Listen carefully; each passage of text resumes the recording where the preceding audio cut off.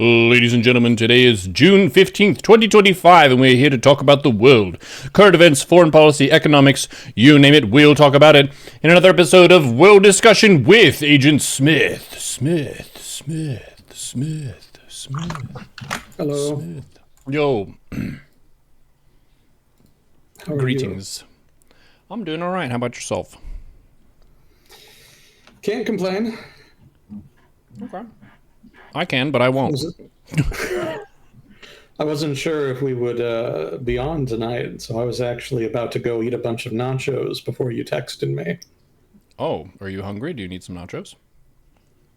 No, it would be hard to focus if I stuffed myself with nachos just before we did this. So your text was very well timed. Okay. Well, if you want to have nachos on our break between, then you're totally open to. Oh, well, thank you. Yeah. Well, I've heard it's been a busy week. I haven't been streaming for the past few days due to stuff. I did get some fun outdoorsy experience, meanwhile, with some construction that I've never done before. I'm more of a city boy, and I haven't really used as many tools and stuff for building structures and houses and so on, but I got to use a nail gun for the first time, so that was fun. Oh, sounds like good experience. Yeah. People out here in South Dakota are very cooperative with each other. Like, there's a grumpy neighbor here and there, but a lot of times if you ask for help with something, there's someone nearby who can do it. Just because you're so far from major cities that having practical skills is extremely valuable. So we did some of that. I've heard that it's been a very lively week in terms of news. Chat's like, oh boy, here we go. So that sounds kind of ominous, but Well, what all have you heard of? I heard there's kerfuffle between Israel and Iran. I didn't read about it, so I'm kind of coming at it with a fresh perspective, but I know there's been stuff shot in both directions there. And then there was a military parade that I think you had mentioned was going to happen in the past, and that did happen, Yeah. and there were protests around it too. But I don't know if anything substantive happened or if it was just thinking that it wasn't cool or something. Okay. That's about it. I don't know what else has been happening. Did you hear about the assassinations? There were multiple? There No. were multiple. Who was assassinated? It was a couple state reps in Minnesota. What? U.S. politicians assassinated. When has that happened recently? Just a couple days ago. No, I mean before then. I feel like I'm not used to hearing about assassinations. Let's see. Obviously, there's been attempts. I think the last attempt was on Trump. But the last successful one, I want to say it was on that Arizona senator. Well, no, she survived, though. Significant brain damage, but she technically did survive. It's been some time since there was a successful assassination of a U.S. politician, unless there's an obvious one that I'm just forgetting off the top of my head. It's probably been a while. But there were two who were actually assassinated. They didn't survive. 3 3. Ooh. out of 4 attempted. Whoa. What was the motive? Like they just don't like the political leaning of them or something? They haven't caught the guy yet, so they're not entirely sure, but they think they know his identity, and he did have a manifesto, which I don't think has been released publicly yet. So we don't really know the full details, but it seems that he did not like the politicians in question. So we'll see.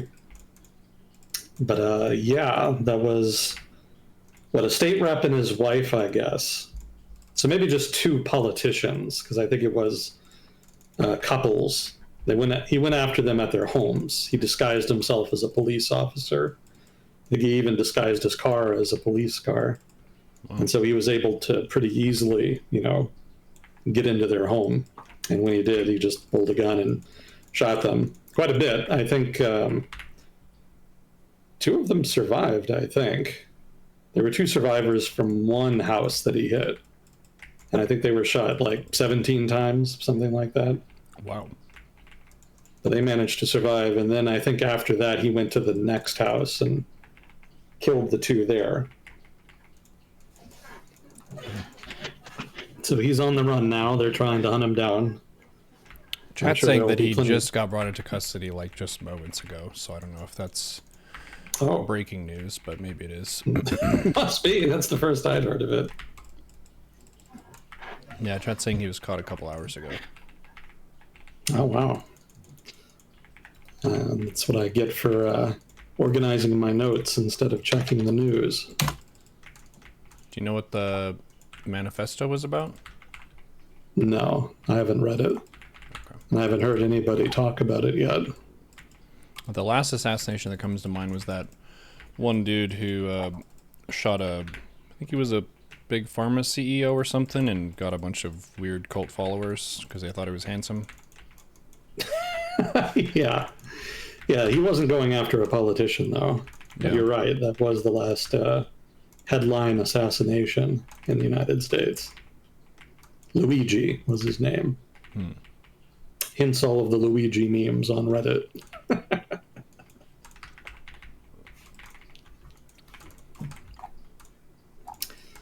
Yeah, the news cycle was so busy, I don't see any updates on BBC here.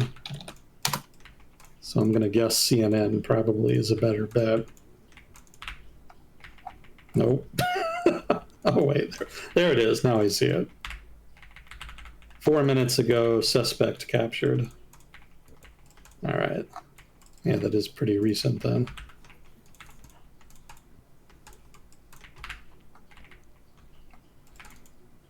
It's pretty crazy. Yeah, what's the rule if, I guess there are state representatives like from the House of Reps that were killed? How do you fill the spots? I don't know, well, I guess they probably won't in the short term. It'll just be an empty seat. But they probably will have a special election. Really, the answer is going to differ by state, because different states probably have their own different rules governing that. And I don't know what the relevant rule in Minnesota would be. But my immediate assumption is that it'll sit empty until a special election can be held. Something to that effect. Let's see. Yeah, so between the assassinations and the mass protests, which were nationwide, the military parade was pretty well overshadowed this weekend. Events very much conspired against the parade becoming a headline event. Even the weather didn't cooperate. They had to cancel a bunch of flyovers during the parade because it was overcast over Washington during the parade. To me, it seemed pretty, at least cut and dry, in the sense that people who like Trump were advocating for it and people who didn't were saying that it was unnecessary and too performative. But it didn't really seem like there was anything that really set precedent or changed much with it. It's just kind of an expenditure of resources to show military force, which they're not shooting anybody. It's just kind of showing off, I guess. Well, the debate is about whether or not it's a celebration of the army or if he did it because he wanted to celebrate his birthday with a military parade. Oh, was it on his birthday? It was on his birthday, and it just happened to coincide with the 250th anniversary of the U.S. Army. So nominally the parade is being held to celebrate the Army's anniversary, but critics are saying that it's low-key actually just about the president's birthday. I see. And also the United States does not have a tradition of military parades outside of celebrating victories in wars, so it doesn't set a precedent, but it does kind of break a precedent to a degree. And that also was off-putting for people. Overall, though, it's not too big a deal. The parade itself was relatively minor. And I did watch chunks of the parade on YouTube, and most of it was more just a celebration of the Army. So I can't get too flustered at that. Also, there's a leading researcher on civil military affairs in the United States I follow who didn't really mind it too much, and their opinion, I think, is kind of more... their opinion informs mine, basically, on issues such as this one. So if they're not concerned about it, I'm probably not going to get too concerned about it. So that was the case this time. Yeah, their thinking was that celebrating the anniversary of the Army isn't an inherently bad thing, and that the Army's reputation, actually the military's reputation right now, is not the best amongst the American public, and so something that tries to generate attention and boost pride in the military is not unfounded, in their opinion. So, fair enough. They would know better than I. Makes sense.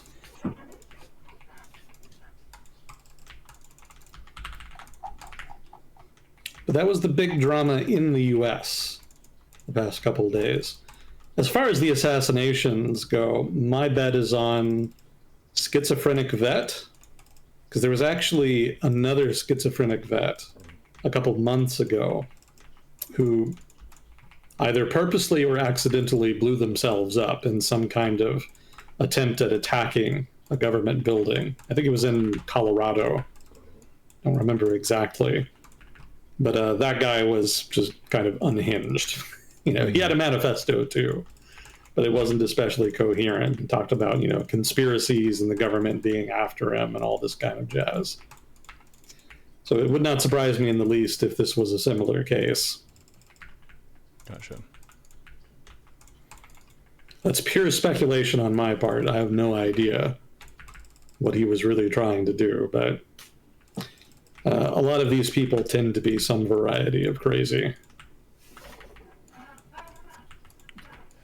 Yeah, war is a major toll in the mind, and it can vary based on your deployment and what you saw and dealt with, but we don't really have the best mental health support for veterans, I don't think.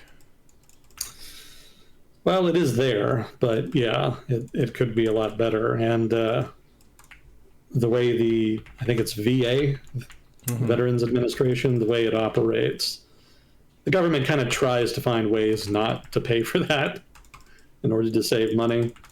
So, you know, even when they do help you, it's generally grudgingly. You kind of have to fight tooth and nail to get it.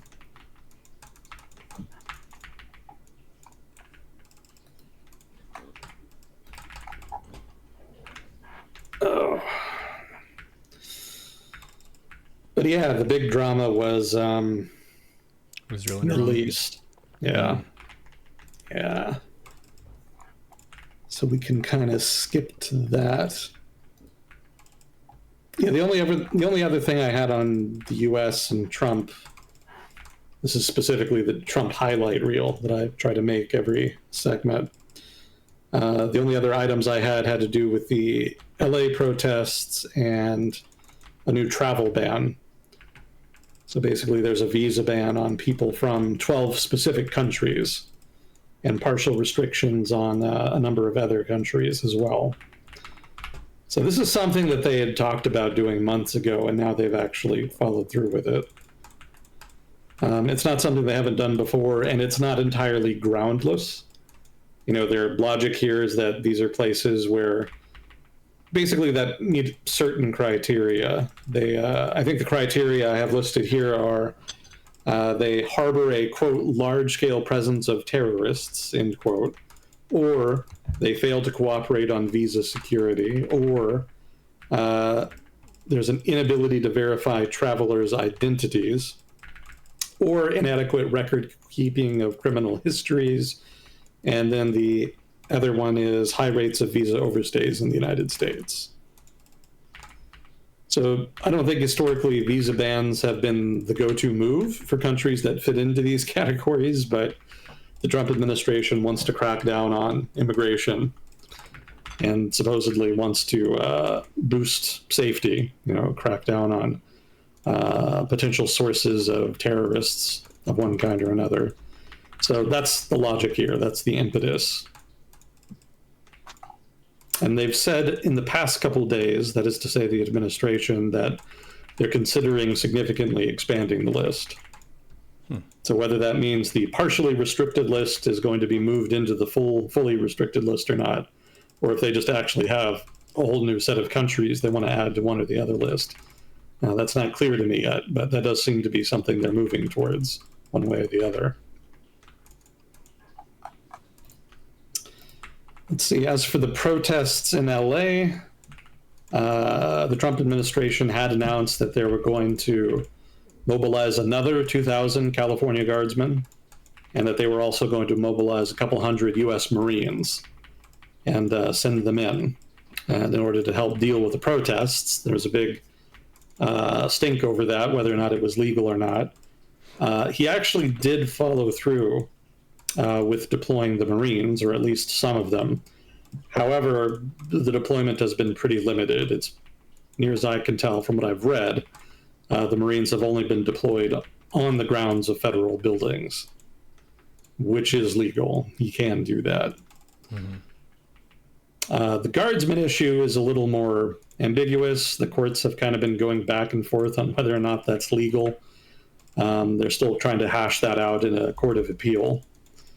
From what I've read, while they do have at least 2,000 Guardsmen deployed right now, and apparently a further 2,000 Guardsmen on the way, only a relatively small portion of those have actually been deployed to federal buildings or to escort the ICE convoys that are engaging in raids. Most of the rest are just kind of hanging out. And from what I've read, they haven't really been given proper accommodations or food. I don't know if that's still the case, but I had been reading complaints to that effect earlier.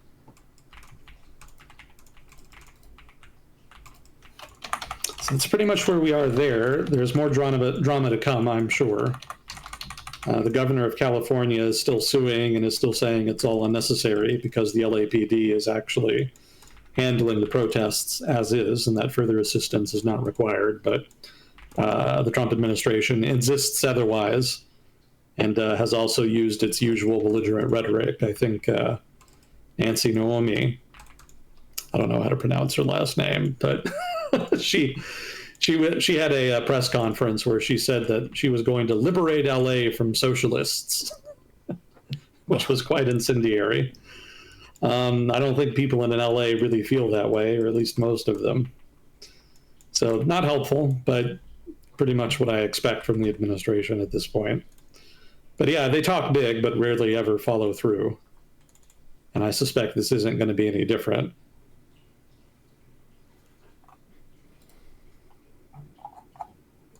Let's see, so that's all I have there.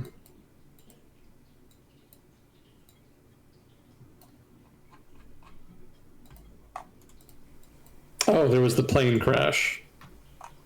I don't know if you saw that. There was a plane that crashed in India. Oh, yeah, I heard about that. One person survived, I think? One person survived. How? I guess it probably helped that the plane crashed very shortly after takeoff, so it wasn't that high up and it wasn't going all that fast.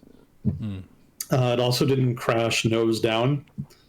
From the footage I saw, the angle of attack was pretty high, and it just kind of sank for reasons that are not entirely clear yet. I think they have retrieved the black box, but they haven't released their findings yet. So we'll have to wait and see what the details there are. But yeah, it crashed relatively softly, in so much as an airliner can crash softly in a densely populated urban area. And also, this guy was right next to the exit. I'm not sure if that's relevant or not. Maybe something about that part of the fuselage is particularly robust, but he was seated next to an exit, and when he woke up, the exit was open. The door was gone, and he just kind of jumped up and got out because obviously everything was on fire. And just kind of wandered around. Some people found him, took him to the hospital. Crazy. Sorry, what? That's crazy. Oh, yeah. It's happened before. There have been rare cases like that. Wonder if he asked for like an extra pillow or something just to sleep, and then it was his cushion. Yeah, he's extraordinarily lucky. It was pretty sad, though. His brother was on the flight too, Oh damn. and while he was being interviewed in the hospital, he was asking people to help him find him. Mm-hmm.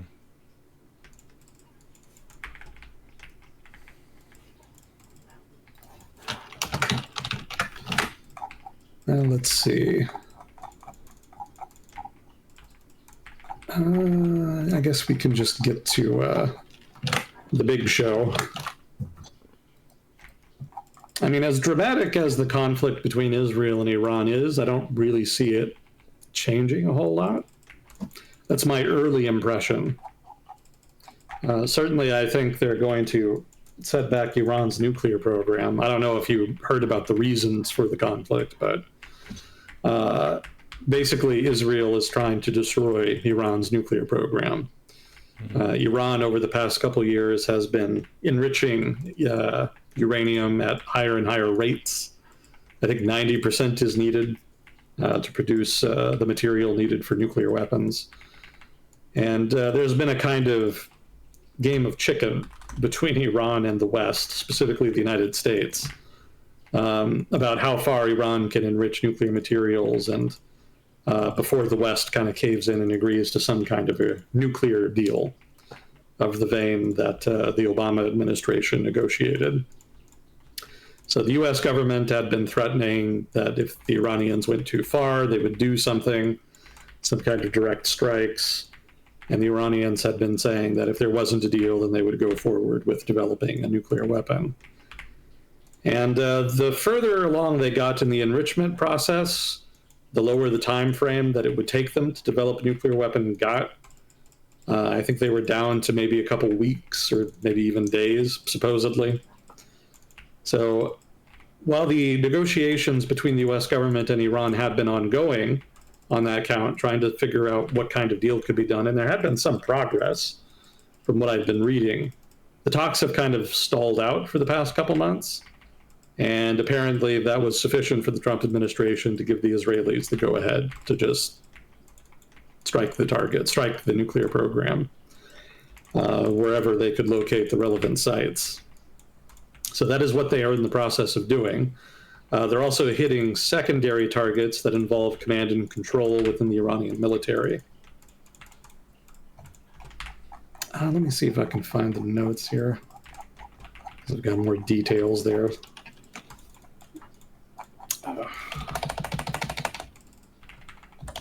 Is that pretty much what you'd heard thus far? Yeah.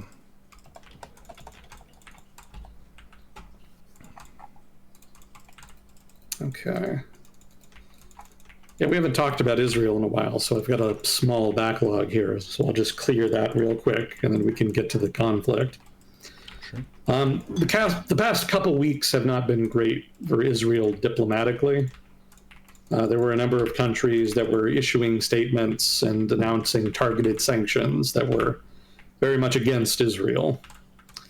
There's more and more distaste and disgust regarding Israel's actions in Gaza. And countries in Europe that have nominally been at least neutral in that regard over the past year and change have increasingly stated that they want the violence to stop. That doesn't mean too much. Israel doesn't really need too much from Europe overall. So there's not a lot of leverage Europe has to bring to bear there. But still, it's a diplomatic defeat. And it does presage potential escalation there. Because even if Israel doesn't buy a lot of military weaponry of one kind or another from Europe, they do a fair amount of business, and sanctions would be very disruptive for them. So I'm sure the Israeli government would just as soon avoid that. Let's see, the British government also suspended trade talks with Israel and said it was reviewing a roadmap of some kind for future cooperation that they had apparently been talking about. There was new sanctions placed on Jewish settlers and just a couple other diplomatic things. But basically the gist of it is that diplomatic sentiment is slowly turning against Israel here. It's nothing too dramatic right now. Again, the Israeli government isn't going to stop the war over any of this, but it is increasing the cost of the conflict over time. Let's see. Gaza war. Supposedly, the Israeli government assassinated Hamas's chief in Gaza, Mohammed Sinwar. I don't think the Israelis provided full proof of that, but most likely it's true. Yeah, they don't have a body, or at least they haven't produced one yet, last I checked, but the Israeli government says that it's like mostly confident it was him that they got. So in so much as that matters for, Hamas's operation, that's a win for Israel. Let's see, and we already talked about the Israeli government arming criminal groups to try to undermine Hamas's control in Gaza last time. Here we go. Okay, so that pretty much brings us up to recent events. Over the past week, there had been hints that the Israelis might be about to strike Iran. The U.S. announced that it was evacuating its personnel from its embassy in Baghdad, and then the families of American military personnel had been evacuated from some military bases in the region. And Washington was explicitly saying that was being done in anticipation of a possible Israeli attack. And there was also some misdirection over the past couple of weeks, because there had been talk about the Trump administration not wanting the Israelis to strike Iran. And so that suggested to some, including the Iranian government, that this was all basically just intimidation tactics, that neither the US nor Israel were actually going to attack Iran, and they were just pretending that Israel was considering it in order to pressure Iran ahead of ahead of a meeting that was supposed to happen today, this Sunday, in which the nuclear negotiations would continue. So the suspicion was that it was just a negotiating tactic, and so the Iranians didn't actually do anything in preparation. It's since come out more recently that was done deliberately on the part of the U.S. government and Israel in order to try to mislead the Iranians. So fairly effective, it seems, if that is an accurate description of what they were doing. Let's see. So the actual strikes. It's not clear to me right now what munitions the Israelis are using. Presumably, they're using aircraft. I think they have some cruise missiles, and obviously they have drones. But the Israelis historically have leaned on airstrikes to do stuff like this. So presumably, they're doing the same here. They probably don't have the range to fully hit all of the targets they need to in Iran from Israel, but that leads me to believe that the United States is probably providing in-flight refueling for their aircraft, probably somewhere over Iraq, maybe Syria, something to that effect. Iraq and Syria, as you might imagine, do not have full control over their airspace, so not really a lot they can do to stop it. Some of the targets thus far, obviously, sites relevant to Iran's nuclear program, so centrifuges, whatnot, research centers. The Israelis have also assassinated scientists that are involved in the nuclear program. They've also gone after quote-unquote military targets, make of that what you will, I assume. They're going after surface-to-air missile sites and probably ballistic missile sites. Thus far, ballistic missiles have been about the only thing the Iranians have that can realistically hit Israel, penetrating their air defenses and doing so. And as you might expect, the Iranian retaliation has included significant numbers of ballistic missiles fired at Israel. The United States is actually helping Israel with that. I think there's some U.S. Navy vessels in the area that are helping shoot down as many ballistic missiles as they can. But it's inherently difficult to shoot them down, so there's a decent chunk of them that have still gotten through. There's quite a bit of dramatic footage coming out of Israel of the ballistic missiles actually coming down and hitting this, that, or the other city. It's pretty wild stuff. Let's see, other targets the Israelis have been hitting. The Iranian Revolutionary Guard Corps headquarters was hit. Everybody who had been in Iran's general staff is dead. The Israelis just kind of wiped them out. So you can basically think of this as the Israelis wiping out the upper echelon of the Iranian military. Like the most top-ranked guys have all been targeted, and from what I've been reading, they're apparently dead. Also, the head of the Iranian Revolutionary Guard Corps himself has also been assassinated. And they've also been going after ballistic missile factories. Let's see, that was stuff on day 1. On day 2, they also started hitting some oil and gas facilities. I think I read today that they're still functional, but they have been damaged. The United States government somewhat hilariously says that it's not involved and told Iran not to hit American targets in retaliation. We're definitely involved. Like, nobody's falling for that. The Israelis would not have gone ahead with it if they didn't have American cooperation, at least. And I don't think they even really could realistically destroy Iran's nuclear program without in-flight refueling from the US and without intelligence sharing from the United States.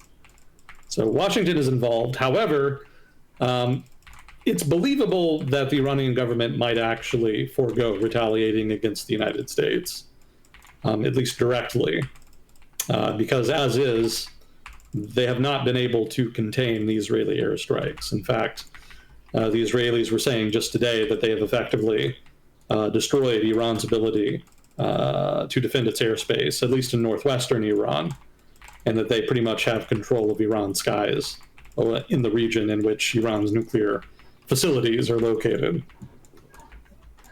So if they can't handle the Israelis, I have a hard time seeing them handling the United States.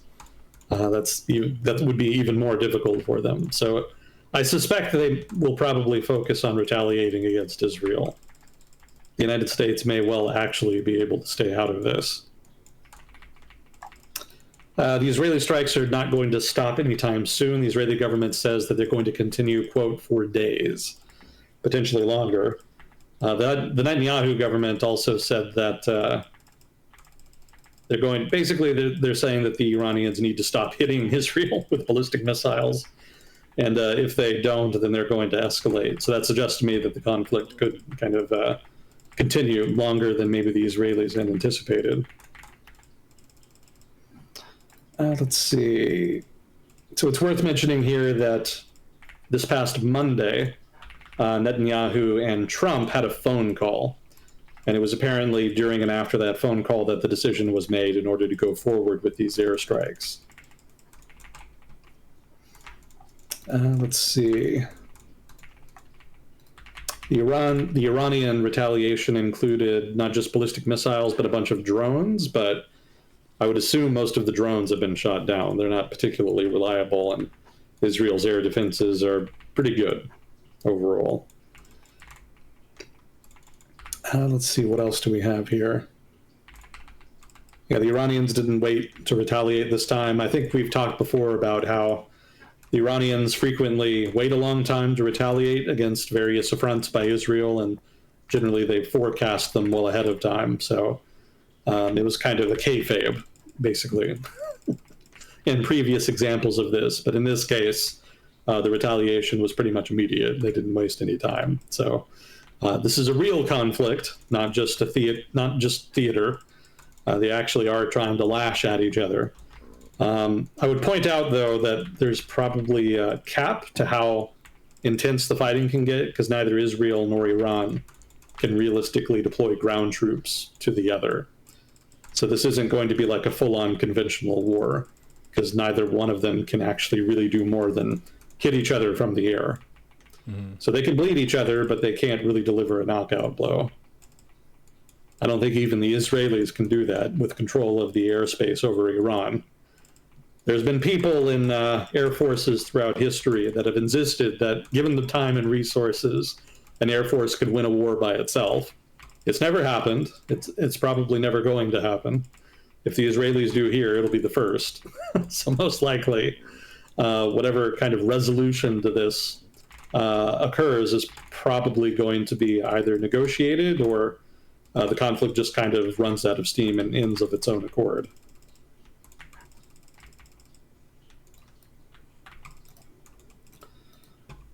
So let's see, what are some things that Iran could do in retaliation beyond just lobbing missiles at Israel? Because obviously Israel's not going to stop just because of the ballistic missiles, so they're probably going to need something else. One idea floated is that they could withdraw from the Nuclear Non-Proliferation Treaty.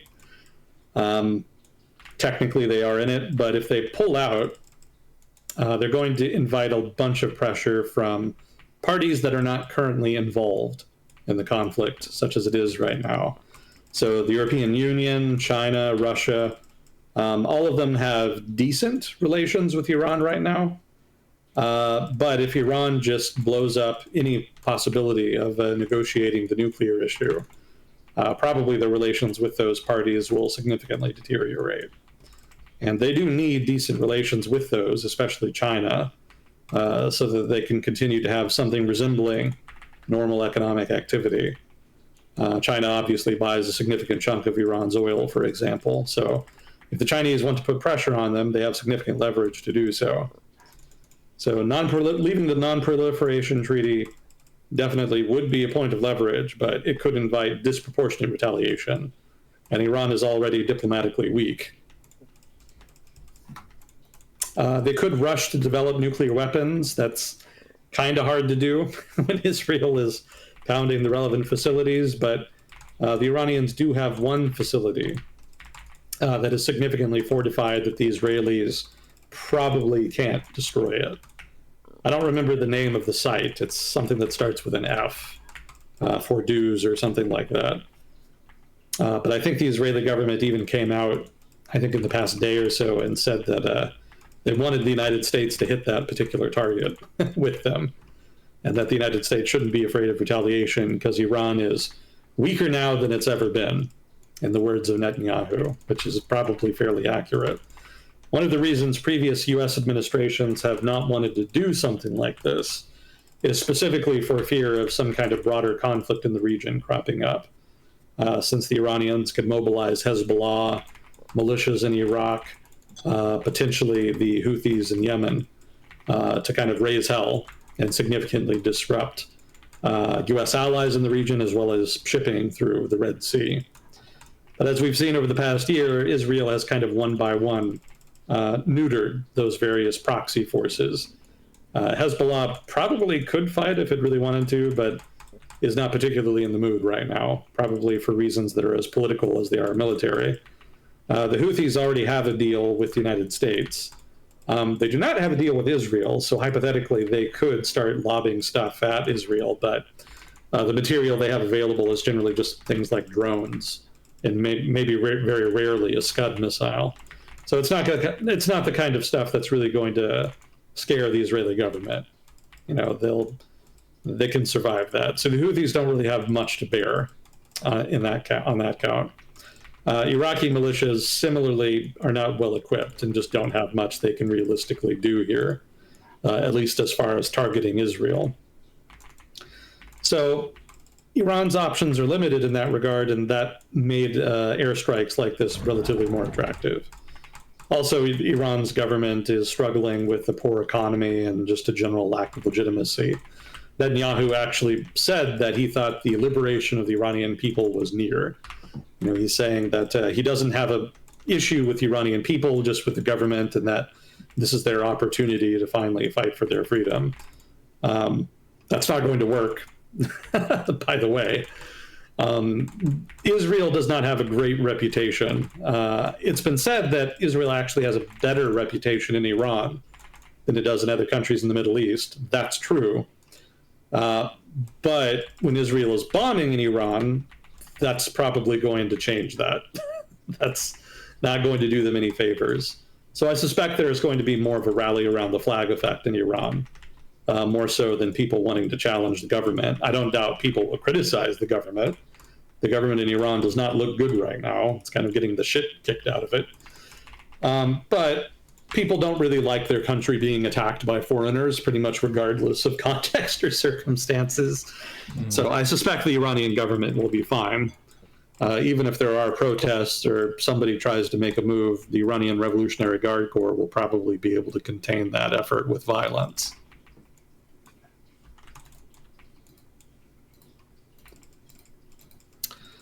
So, like I said, they could rush to develop a nuclear weapon.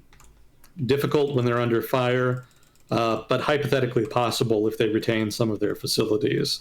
And again, part of the impetus for the attack is that they were getting perilously close to getting one anyway. So it may be that they have enough resources left to actually do that. Whether that would actually de-escalate the conflict, debatable. It may be that if they announce that they actually have built a nuclear weapon and will build more, and that Israel needs to stop attacking them, or else, then that could actually just significantly escalate the conflict. So some risk there. Terrorism is a viable alternative. Iran has the ability to stage terrorist attacks in different countries. They've done it before. While that is viable, it's not going to have that much impact. You know, the Israelis have been the targets of significant amounts of terrorism before, and it didn't really change their minds much about their foreign policy in the region. So I don't think it would work here either. They could try to shut down the Straits of Hormuz, but if they did, they would probably not be able to do it for very long, because the United States almost certainly would intercede at that point to open up the straits again. So I'm sure they could harass shipping moving through the Straits of Hormuz, even if the United States intervened.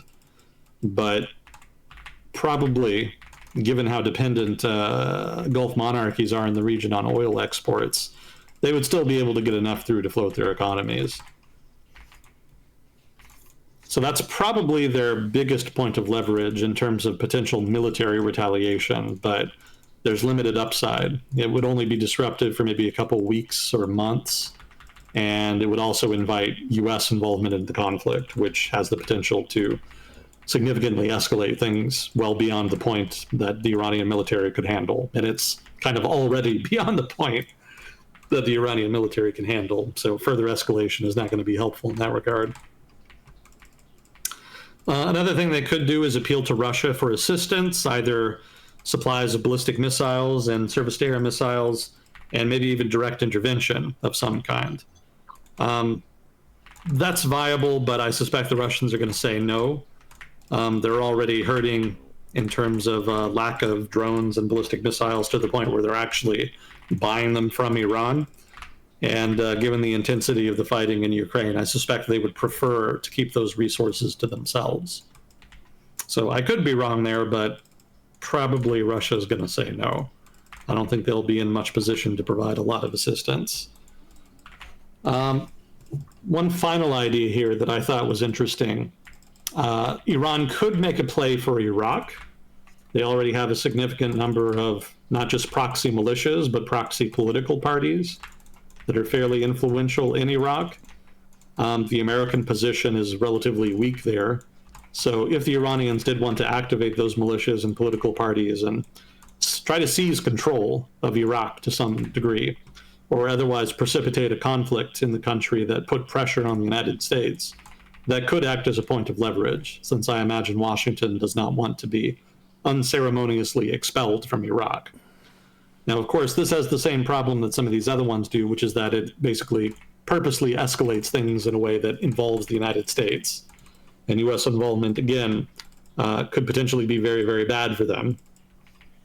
However, given their lack of leverage, it might be something that's worth thinking about. Basically, high risk, high reward, if it actually works out for them. But overall, as you can see, they don't really have any great options here. They are in a weakened state. They do not have the ability to defend their airspace, and so Israel is kind of free to do what it wants. Now, Iran is a pretty big country, so even if the Israelis are able to kill a bunch of high-ranking people in the Iranian military, they'll probably be able to recover. Most likely, they'll stabilize the situation, go underground, and continue resisting as best they can. So this is not going to result in a collapse of the regime. And I'm skeptical that it's even going to result in the Iranians, what's the word I want? Abdicating, just kind of giving up and giving in to the Israeli government's demands. That said, I really don't know how it resolves, at least in the short term. Again, my best guess is either renewed negotiations or the conflict just kind of peters out. Israel announces that it's achieved its objectives and then stops, and then the Iranian government stops its retaliation. Ladies and gentlemen, we got him. Yeah, basically one of those. Is there a like late game olive branch situation, or is there just like too long term of hatred between the countries for them to make nice? I mean, the Iranian government has technically a relatively dovish government right now, and they had been earnestly trying to get some kind of nuclear deal done. Whether or not the Ayatollah and the IRGC was actually going to allow that, whether or not they were actually trying to develop a nuclear program in the background of those talks, that's debatable. You know, there may be intelligence on that Washington and the Israeli government are privy to that we are not. So I think kind of the nuclear talks probably were the closest you were going to get to an olive branch. But like I said, the talks were just not progressing fast enough for the satisfaction of Washington, hence the airstrikes. So I want to point out, too, that there's a big divide within Iranian politics between hawks and doves. And the hawks have very much been of the mind that the doves were being unrealistic about the prospects for peace. So the airstrikes basically kind of prove the hawks right, that, the West, as represented by Israel and the United States, are not going to be good faith negotiators. I'm not saying they were bad faith negotiators in the negotiations, but that's how they're going to be painted by Iranian hardliners. So this is going to be a bad defeat for the doves, most likely, I would expect. Again, this is a very aggressive move by Israel. This is an act of aggression, an act of war. So the Iranian government is not going to take that well. So the hawks are going to be empowered within domestic Iranian politics.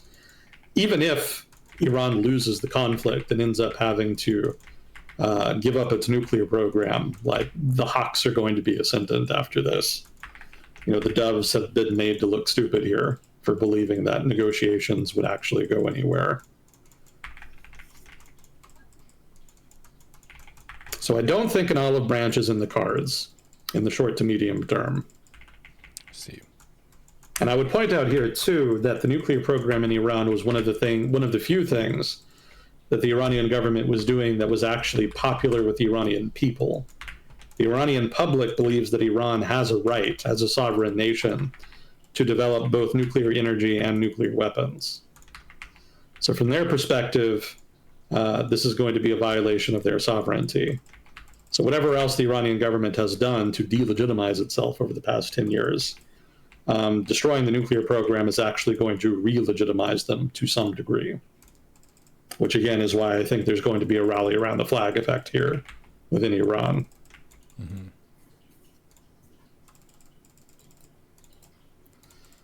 Let's see, some other notes here. Apparently, the Israelis wanted to kill the Ayatollah, that is to say, the supreme leader, Ali Khamenei, and Trump apparently vetoed that.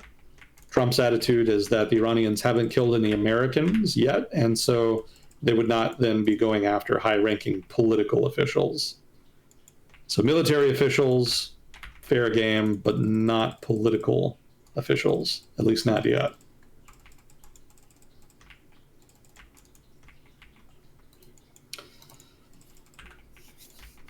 So that's pretty much where we are. Oh, I did have an update here. The Iranians were saying today that they're not going to negotiate a ceasefire while it's under attack. So apparently that's going to have to wait until later. Oh, and I did have a video of a ballistic missile hitting a target in Israel. Maybe I should say target. They're probably not accurate enough for targets. So I'll send you that. This particular video just stood out to me because of the angle. It hit very close to the cameraman. And you don't generally see ballistic missile strikes too often. We've probably seen more and caught more on video over the past couple years than ever before in history.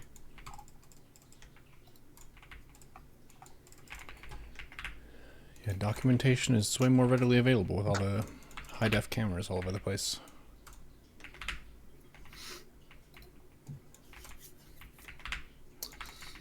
So overall, as far as interpreting these events, what are we to make about this? You know, I'm generally pretty critical of the Trump administration because I don't think they plan things out very well. I think they have weird priorities. But I'm not too upset about this one. The Iranian nuclear program has been an ongoing problem for a long time. The negotiations were stalling out. The Iranian government was getting closer and closer to building nuclear weapons. Whether or not they were going to actually do it, or if they were just pretending to produce negotiating leverage, that's not entirely clear. But sooner or later, you were going to have to make some kind of executive decision there. You know, if the Iranians were not willing to make a decisive move towards an actual agreement, that was to the satisfaction of the United States anyway, then you were pretty much either going to have to do this, launch airstrikes, or just tacitly accept that they were eventually going to get a nuclear weapon. So I'm generally not of the mind that Iran having a nuclear weapon is going to be good for the Middle East. So probably the right call overall. I don't think that the long-term ramifications are going to be that deep. I don't even really think this is going to destroy Iran's nuclear program. I think at best this will buy time.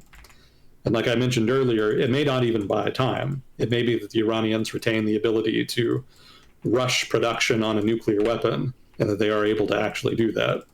So this strategy is not without risk.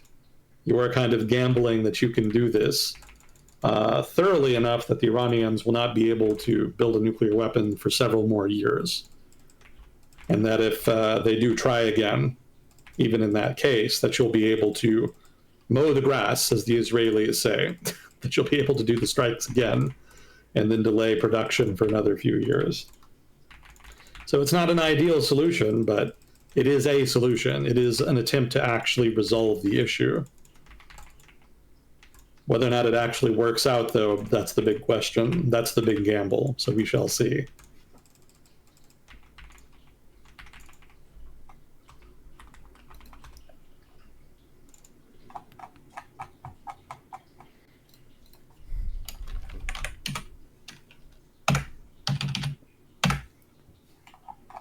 How are we doing on time? Going for about an hour. We did start a bit later than usual, too.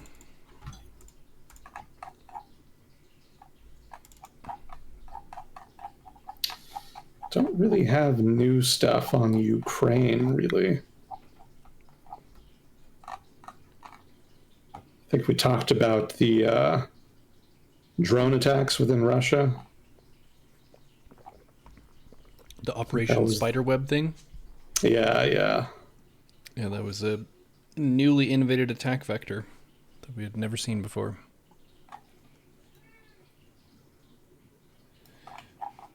It's very close to Transformers. I wonder how many times they rope in, like, there's some military dude who's, like, pretty high up, and he's got, like, a 12-year-old kid, and he's watching Transformers, and you just see something transform into something else, and he's like, oh my god, that's what we need.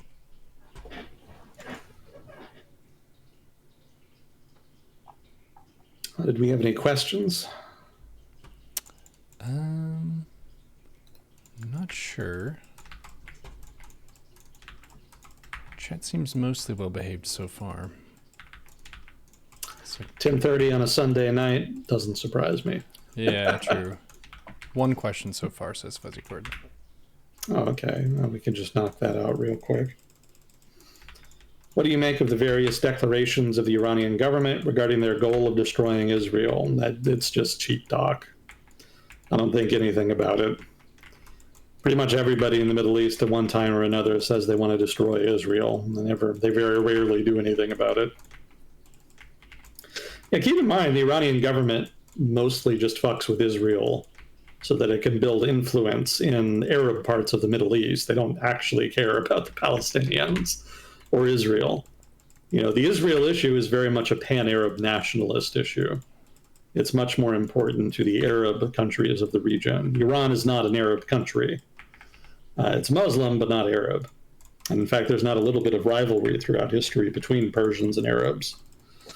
So the Iranian foreign policy, in so much as it's relevant to Israel, is more about trying to build capital, diplomatic and political capital, in places like Syria, Iraq, etc., than it is about any earnest desire to actually destroy Israel. Basically, just politics. Not that unusual in the grand scheme of things. I don't begrudge Israel for not liking it. But I don't think even the Israeli government actually thinks the Iranian government wants to just destroy them. I think the Israeli government is more concerned about the stability of the Iranian government. Because if the Iranian government does get nuclear weapons, there's always the potential for some kind of extremist faction to come to power that may actually want to use them, regardless of the fact that Israel would retaliate with its own nuclear weapons. And there's also just the general strategic consideration. If Iran has nuclear weapons, it's much easier for them to deter the Israelis from attacking them. If Iran had nuclear weapons, for example, it's unlikely the Israelis would be nearly as gung-ho as they are right now. So obviously Israel would prefer to maintain what superiority over the Iranian military that it currently enjoys, which would eventually be lost if the Iranians did actually build nuclear weapons. So I think the strategic impetus is actually the more relevant driver here, more so than any actual fear that they're just going to get wiped out if they don't do anything. Chad asked, if Iran had nukes, would they nuke Israel? Would they just immediately launch nukes at Israel to destroy them just for the fuck of it? No. That's not something I see the Iranian government doing. It's contrary to what certain Israeli nationalists will tell you. The Iranian government is not irrational. They've actually been fairly rational over the course of their existence. There are circumstances when they would launch nuclear weapons, but those circumstances would probably involve Israel attacking them with nuclear weapons, or perhaps doing something that might actually threaten the regime's hold on power.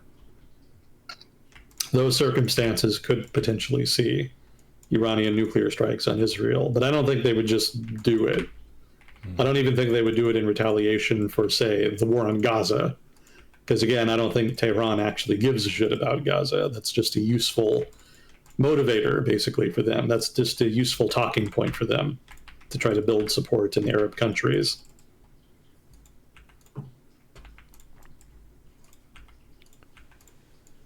So more of a performative enemy, the one you would actually commit great risk to strike down.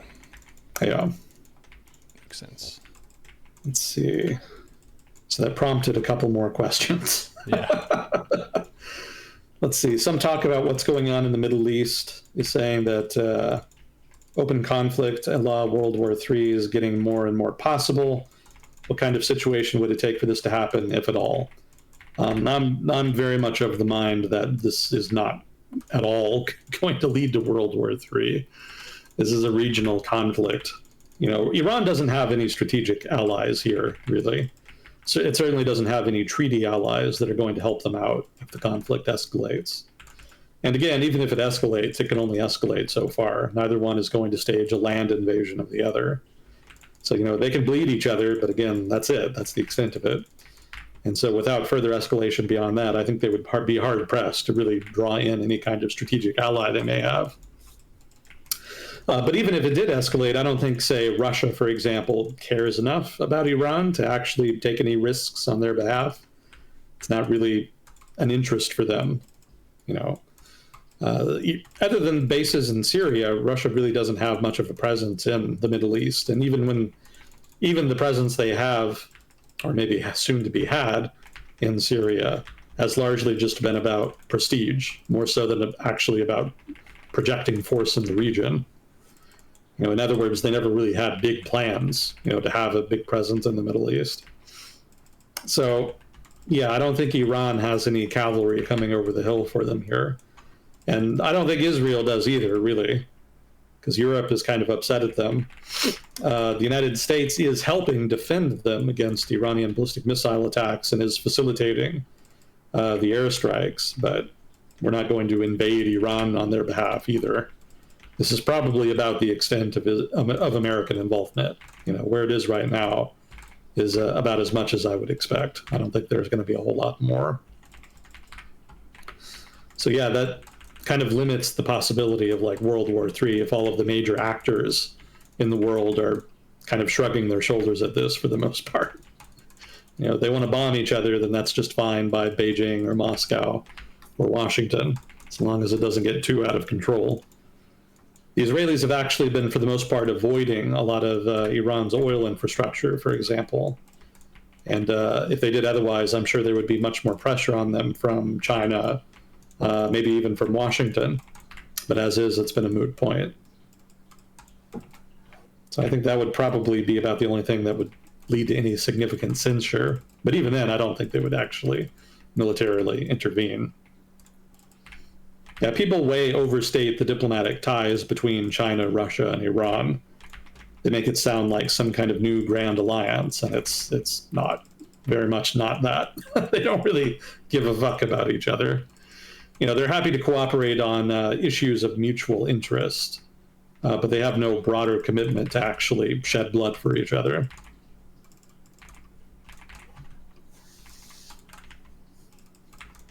I see. Let's see. Are you comfortable with giving an opinion on what you think the broader outcome from this latest Iran-Israel conflict? Will it fall back to same old, or will it result in something substantial, whether that be positive, negative? Thank you. My expectation right now, and it's still very early, so this is all purely speculative on my part, my expectation right now is that eventually Israel just kind of finishes their target list. They get all of the nuclear targets they want to hit. They get all of the military targets they want to hit, and then they just stop.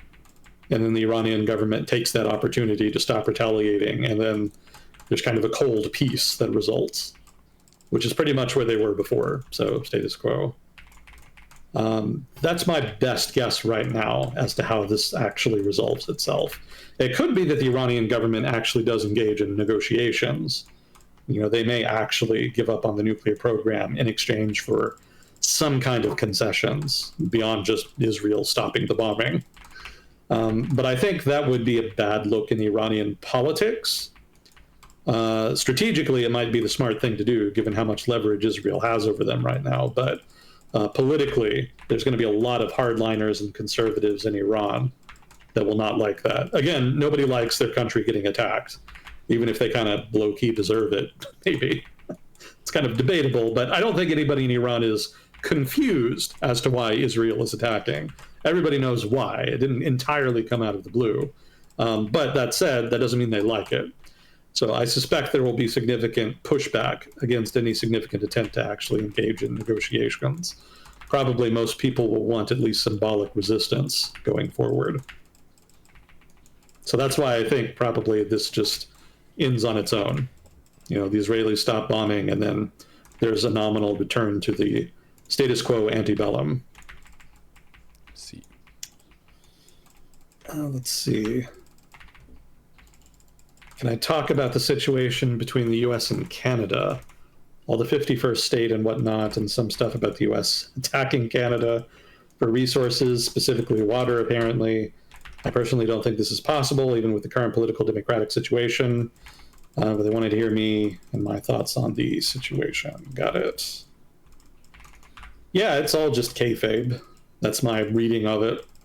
Trump likes to talk shit and get headlines, but he rarely follows through with it in any substantive fashion.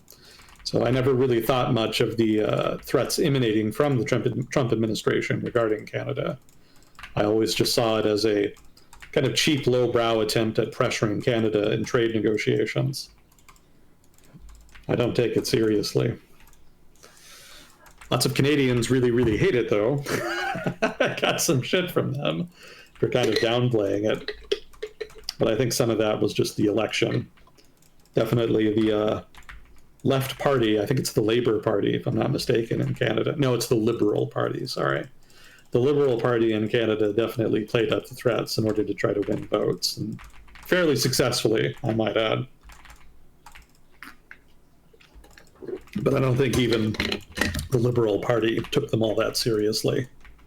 It's just a good opportunity to win some votes, basically. Let's see. How broad is the economic linkage that exists between Russia, Iran, and China, and any other players in that mix? That's tricky, because especially with regard to China and Russia, the Chinese have been very cagey about the degree to which they've been helping Russia in its war effort. So it's a little hard to judge how much material assistance China has been sending. I think they did admit that they were sending non-lethal assistance to Russia. But it's entirely possible that they're sending lethal assistance on the down low. It's just hard to judge.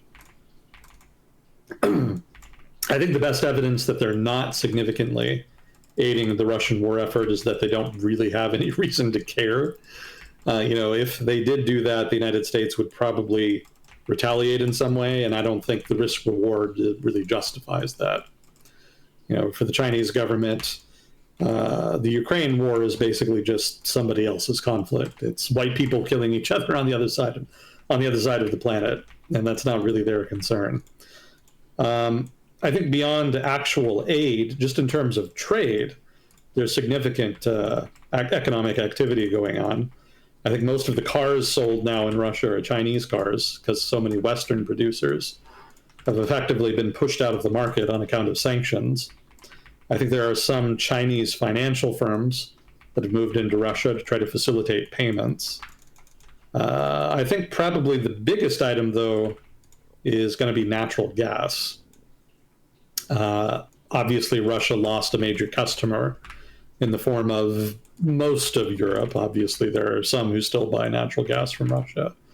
But significant collapse in demand occurred after the start of the war, and especially in the 2 years, roughly, after the war started. And so there was a significant push to try to sell more to China, and China was quite willing to do that in exchange for a discount. Again, China is not really willing to forego a good opportunity to get cheaper natural gas, another example of how they're kind of fair weather in their alliance with Russia. So natural gas probably is the big thing. The Russian government gets a lot of revenue from taxing the sale of natural gas. And of course, the Chinese economy benefits from natural gas and their manufacturing sector. So it's probably the biggest single item of cross-border trade. There's a decent amount of localized trade across the border, too, in Manchuria. But as you might guess, the Russian Far East is not like a major economic powerhouse for Russia. So the localized trade that happens across the border is not that significant in terms of generating revenue for the government or in terms of just overall economic activity in the area. As far as Iran goes, yeah, Iran is still a developing country disproportionately dependent on oil production. So their economy is not great. And of course, the sanctions have significantly hurt it over time. So it is in bad shape overall, even if you account for the disproportionate dependence on oil. As far as interdependency between Iran and China, most of that is just oil. China is the top buyer of Iranian oil exports. So that's a big source of revenue for the Iranian government, and not that big a deal for China since they can buy from other oil producers, but they can get Iranian oil cheaper because so many other countries won't buy it on account of the threat of sanctions. So it's a preferred seller from the Chinese perspective. So that gives the Chinese a fair amount of leverage over Iran, but for the most part, they don't use it because, again, they don't really care about the Middle East too much. They just kind of want decent relations with everybody. so they can have a secure supply of oil, which they still consume a significant amount of. There was an attempt to get some kind of trading zone set up between China and Iran. There was supposed to be a couple trading zones in Iran that Chinese investors would invest in and set up some manufacturing. I don't think that ever really went anywhere. Besides the threat of secondary sanctions being applied to any Chinese firms that would have participated, there's also the fact that Iran just isn't that attractive an investment location. The economy is stagnant. The base of consumer demand is relatively poor. So if you want to invest in a country, you can do better than Iran. It's just not that competitive relative to alternatives. So for the most part, the trading relationship between China and Iran is just oil-based. That's the bulk of it. Russia and Iran is a little more interesting because, like I mentioned earlier, Russia actually has been buying drones from Iran, as well as ballistic missiles. In fact, you might remember that huge-ass explosion at that port in Iran a couple weeks ago. Supposedly, that was caused by rocket fuel that was being exported from Iran, probably to Russia. So the Russia-Iranian trading relationship has a little more significance, both in terms of the conflict in Ukraine and the conflict in Iran. Supposedly, the Russians have shared designs of drones with the Iranians and maybe helping with the development of some of their missiles.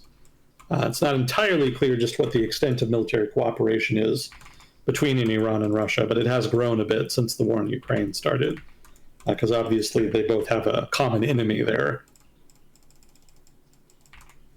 But I don't think there's much else besides. Both Iran and Russia are major producers of natural gas and oil, so of course they don't really trade much in that. There's not much reason to. And both of their manufacturing sectors outside of defense are pretty small, so they don't have much to trade there either. So overall, cross-border flows between them are relatively mild. Probably most of the trade right now is military in nature between them.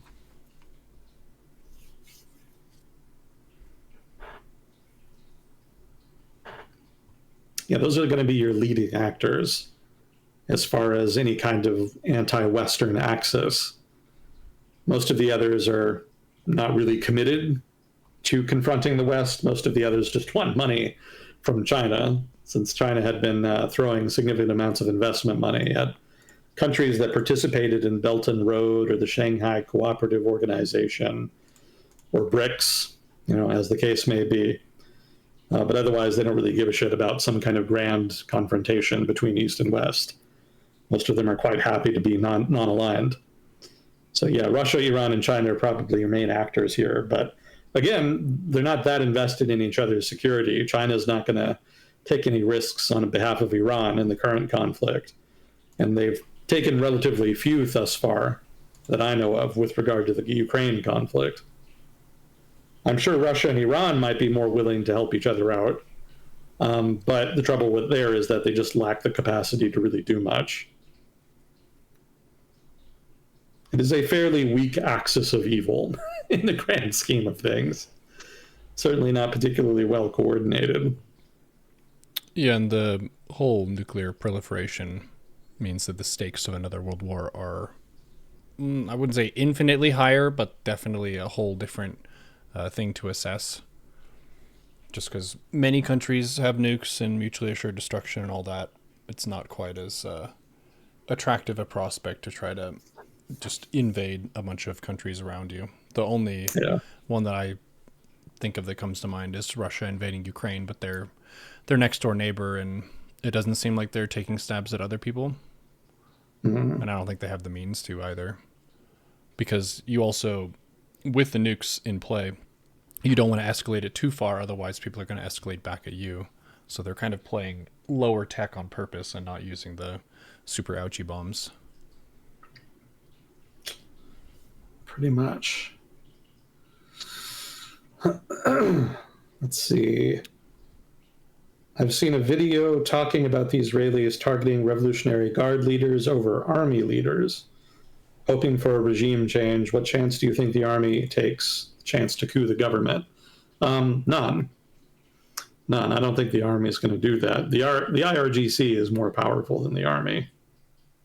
And I would add that the IRGC is significantly more well connected, both within the Iranian political establishment and in terms of its enmeshing in the Iranian economy. So I don't think the Iranian army is in a position to do much there. And I don't think they would want to anyway. I don't think there's really any tension that I'm aware of between the IRGC and the army. Effectively, they're interchangeable. Even if you did get rid of the IRGC, it's not going to change the regime. And not just because I don't think the army would not try to overthrow the government. The heart of the regime is the clerical establishment. Those are the guys running the government. The IRGC is kind of different from them. It is technically an independent organization, but it is allied with the clerical establishment. They're not going to break with them. The whole point of the Iranian government is Islamic theocracy. So it's kind of hard to be in the Iranian Revolutionary Guard Corps and not support the clerisy to some degree. So there is some tension there, but they've largely kind of papered over it for the most part. They kind of manage it pretty well.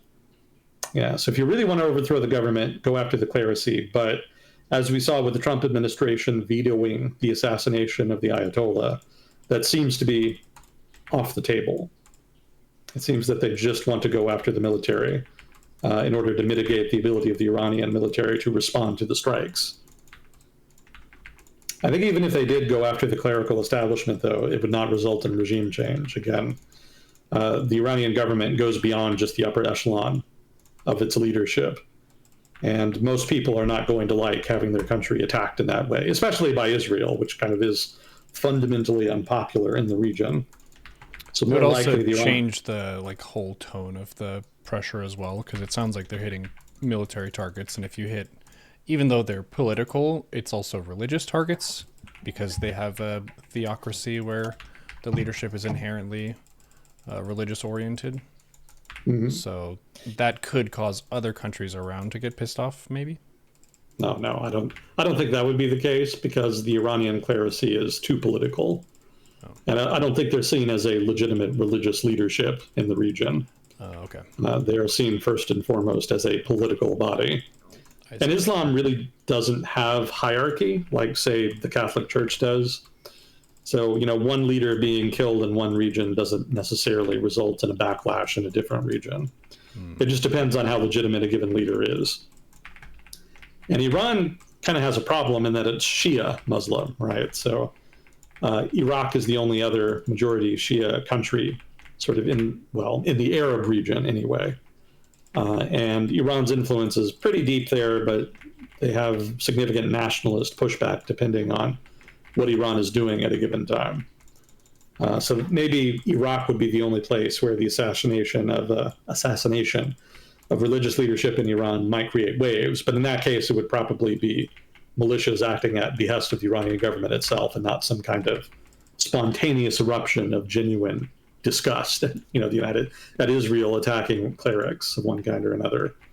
The only other Shia countries are sort of to the north and northeast of Iran, and that's kind of a mixed bag. A lot of Central Asian countries are former Soviet republics, and a lot of them are still kind of recovering, so to speak, from the atheist period. I don't think atheism ever had a lot of, I don't think a lot of people became atheists during Soviet control of Central Asia. I think there were always a lot of Muslims, but the governments in those places in particular still retain an atheist bent to them. There's a lot of guys who still basically are holdovers from the Soviet period and retain more of the Soviet political culture and its customs, more so than any kind of native indigenous political culture that's kind of emerged in the subsequent decades. So, those are not natural choices for spontaneous eruptions of resistance to the killing of Iranian clerics. And Afghanistan that's a Sunni country for the most part, as I understand it. So Iran is kind of isolated in that regard. I don't think the killing of clerics in Iran is going to create any significant backlash. And of course, the Gulf monarchies in the Middle East all hate Iran, so they especially don't give a shit. I'm sure they would be quite happy to see it, in fact.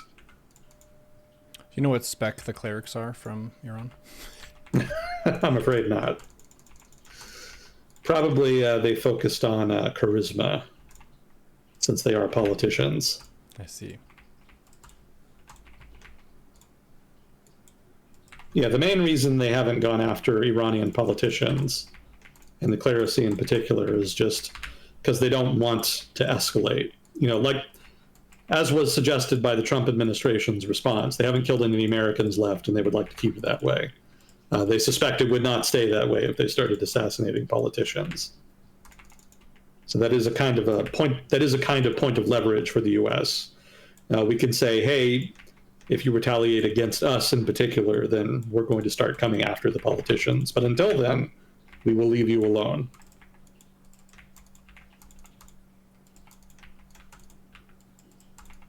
So there's still room for more escalation. It's kind of a way of applying pressure without going all the way. Yeah. Yeah, they are pulling their punches, so to speak, in that manner. Which is probably smart, because again, regime change is pretty unlikely. I mean, also, even if they did successfully overthrow the government, there's no guarantee what comes after would not be worse. Mm-hmm. Yeah, there is this notion that there's a bunch of liberals in Iran that are just waiting desperately for the day to come when they can overthrow the government and create some kind of moderate pro-Western government in Iran. And that's very unlikely to happen. It's still a developing country. Most people are pretty conservative. The liberals are largely restrained to large urban areas. And like in a lot of developing countries with large conservative majorities, the liberals are not especially popular, even at the best of times. And so much as there's been unrest in Iran against the Iranian government, it's actually been more about corruption in the Iranian government, as well as just the poor state of the economy. That stuff has led to more unrest than, the headscarf laws or that kind of stuff. Mm-hmm. I know that there's been big protests about the headscarves and some of the other socially conservative stuff the Iranian government has done. But that stuff is of limited popularity. That is to say, those protests were of limited popularity. And the Iranian government has not given up on enforcing headscarf laws. They're just trying to do it in a more indirect way. And that's requiring headscarves or saying that they're not allowed? Requiring them. The Iranian government has long required women to wear headscarves. I see. And there were big protests after a woman who was not wearing one was detained by the police and died in custody. Oh, I think I remember that. Yeah, that was a couple of years ago. But most protests in Iran are not like that. Again, most protests in Iran are not of a liberal bent. Mm-hmm. And if push comes to shove and people have to choose between a relatively conservative government and a relatively liberal one, probably the conservative government is going to win, because that's going to be genuinely more popular. Mm-hmm. Doesn't mean people would not like to see a change in government, but I think the change in government the people of Iran have in mind is much less radical than people in Israel would like.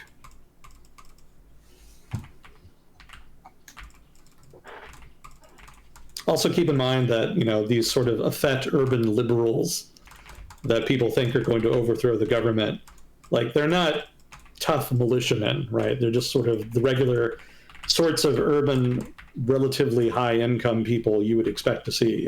It's kind of like saying you think that hipsters are going to overthrow the U.S. government. Probably not. If Iran's hipsters get into a civil war with the Iranian Revolutionary Guard Corps, they're probably going to all die. That would be my expectation. They're going to bring back analog tech and they won't be able to be stopped.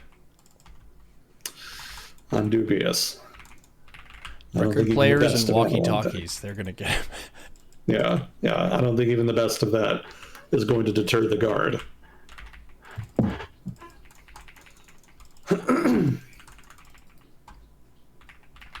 Let's see. I've seen a video talking about the Israelis. Oh, that's the one I just did. Yeah, I don't think the army is going to overthrow the government. I don't think there's enough daylight between them and the IRGC. So I don't think that's likely to happen.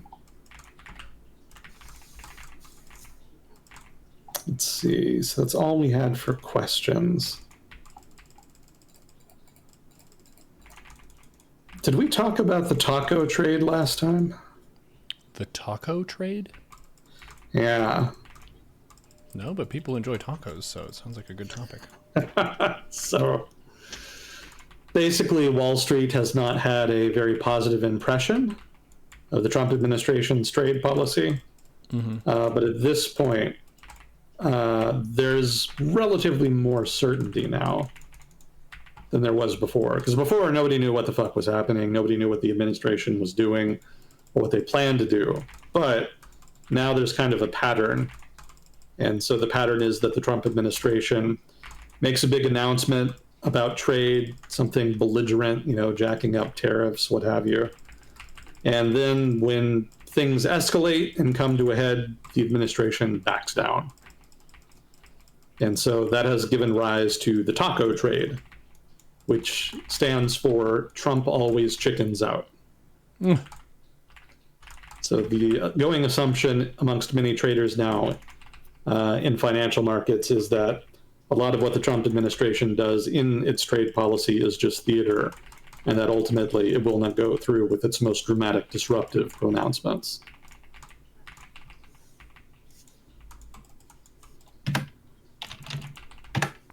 There was a question a while back that was asking about how it would affect the price of pork tacos, so it made me think of that.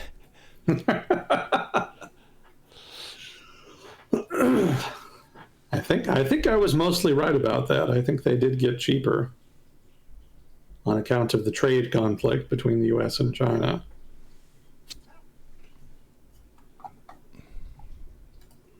I don't know what the latest data would say, though.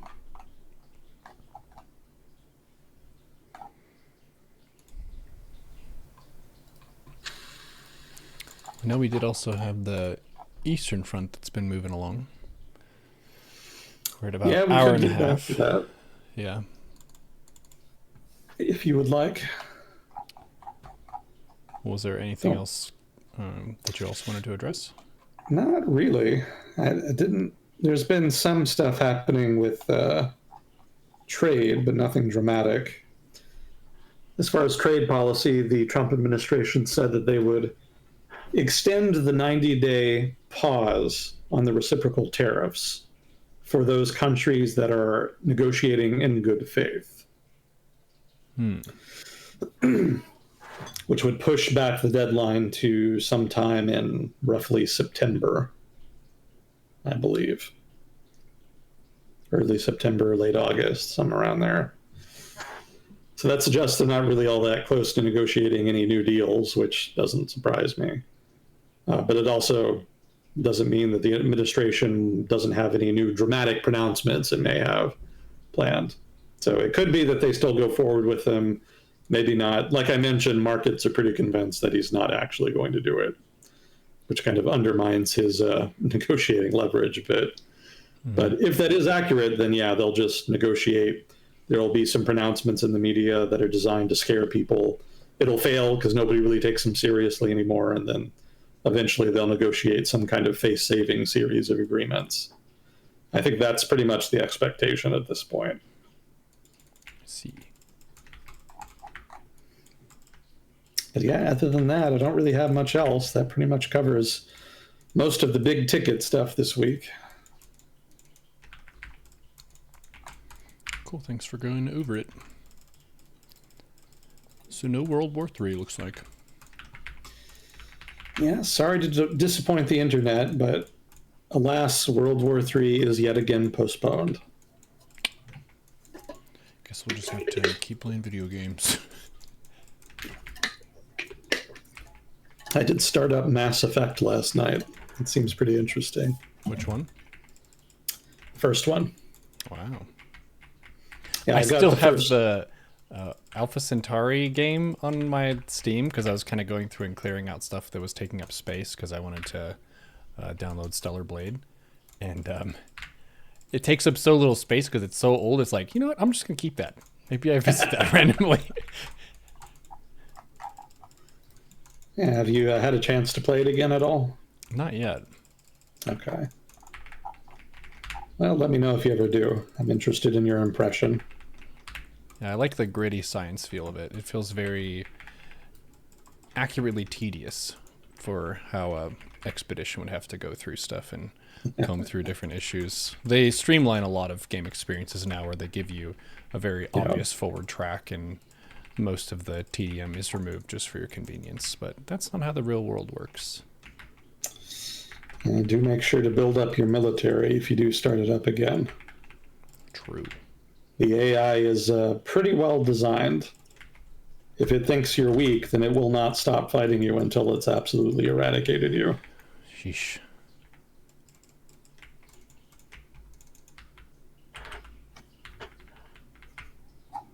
Let's see.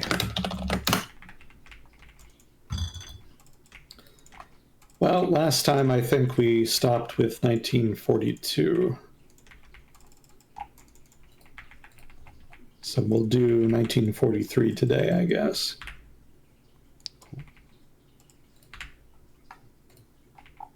I did have some additional notes for 41 and 42.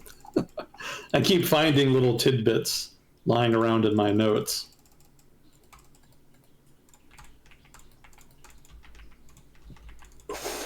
So was there anything else you wanted to get to before we did this?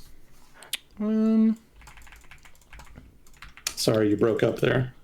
I was just saying, not really. What do you think of Mass Effect? Oh, I'm only like an hour or two into it, but thus far it seems interesting. I'm still trying to kind of get the hang of the controls. Gotcha. Yeah, the two AI companions seem a little janky.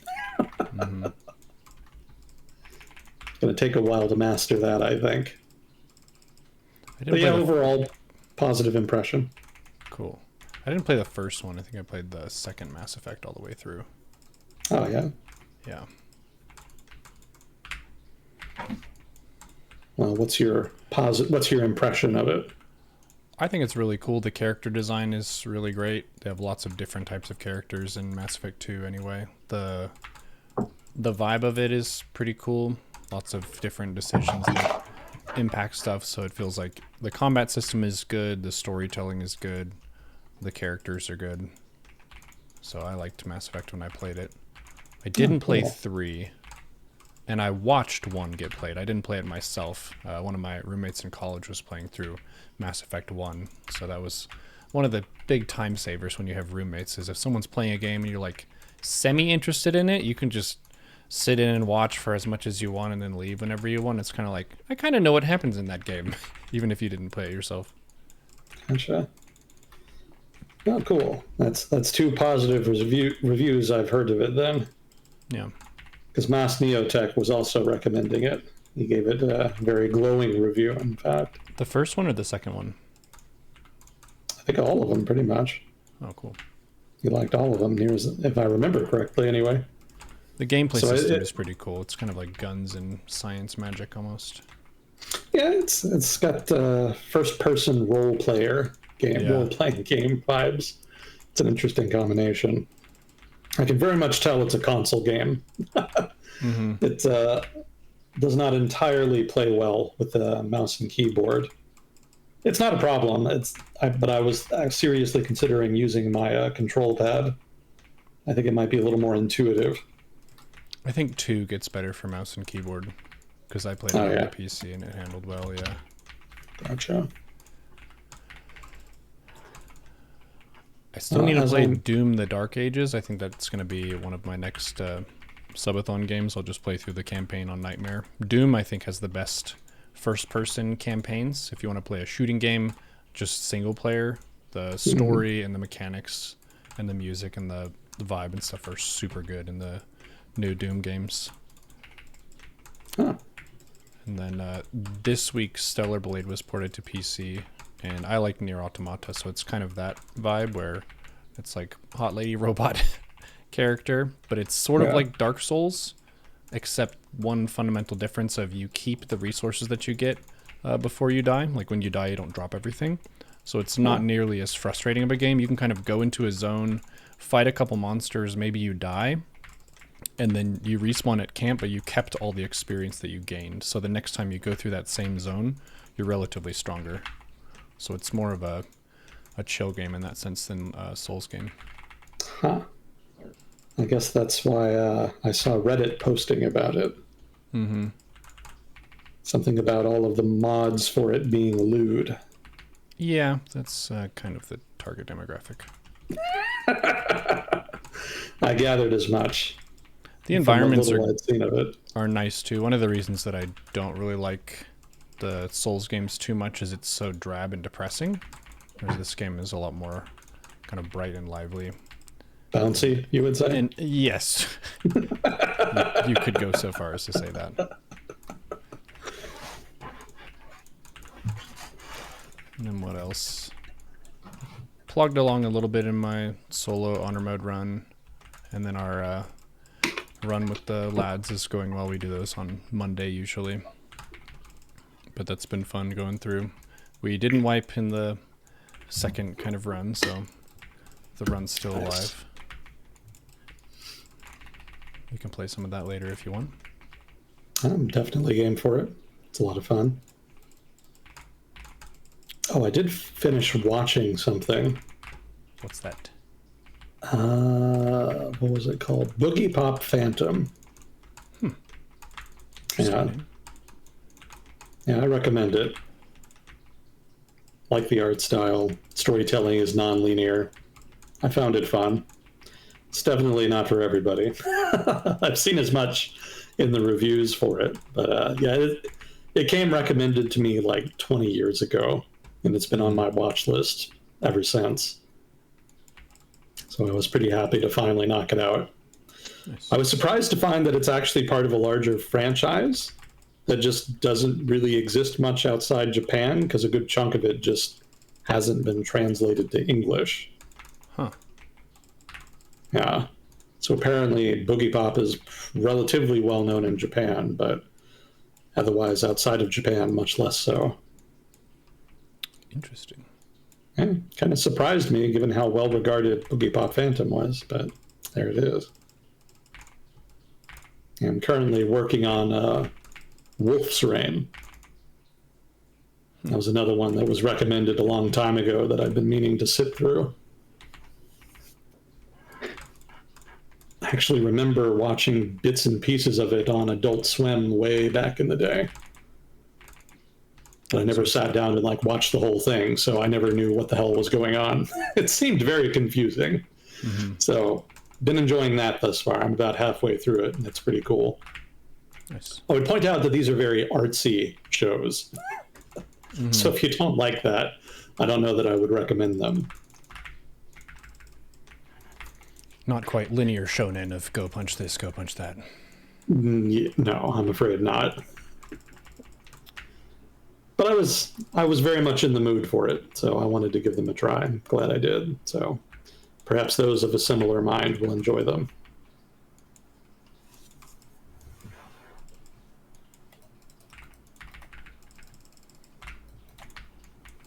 This has been your Gaming and Anime Digest with Neuro Agent Smith. Yeah, a brief transitional segment here before we get into World War II Eastern Europe. Give us some levity there. I'll take it. Oh, did we have anything else we wanted to touch on here? I don't think so.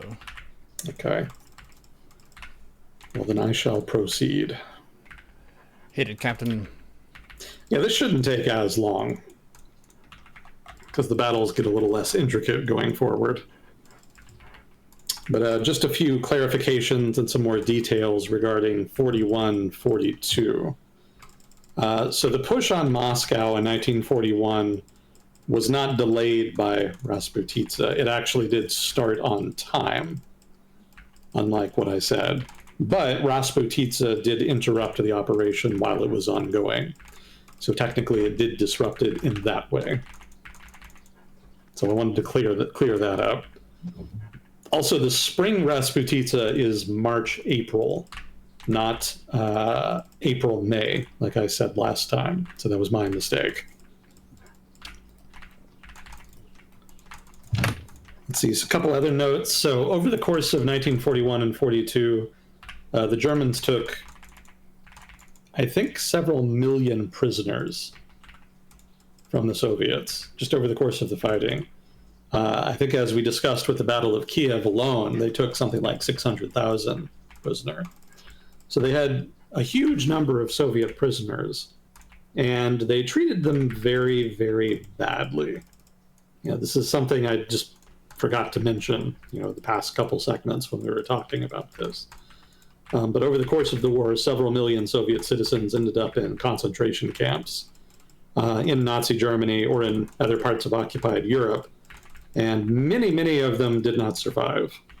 Many of them were worked to death in those camps, or even just outright killed.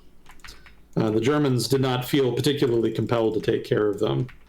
Part of the reason for that is that the Soviet Union was not a signatory to the Geneva Conventions. And so technically, Soviet soldiers were not legally entitled to the protections therein. But also, of course, there was a racial element. The Nazis saw them as subhuman vermin, and so did not feel particularly compelled to take care of them for that reason. The Nazi plans for Eastern Europe, especially the conquered parts of the Soviet Union, was pretty much to colonize them and displace the native population in doing so. So the fewer people you have to worry about while you're doing that, the better. So in that sense, there was actually incentive not to take care of the prisoners.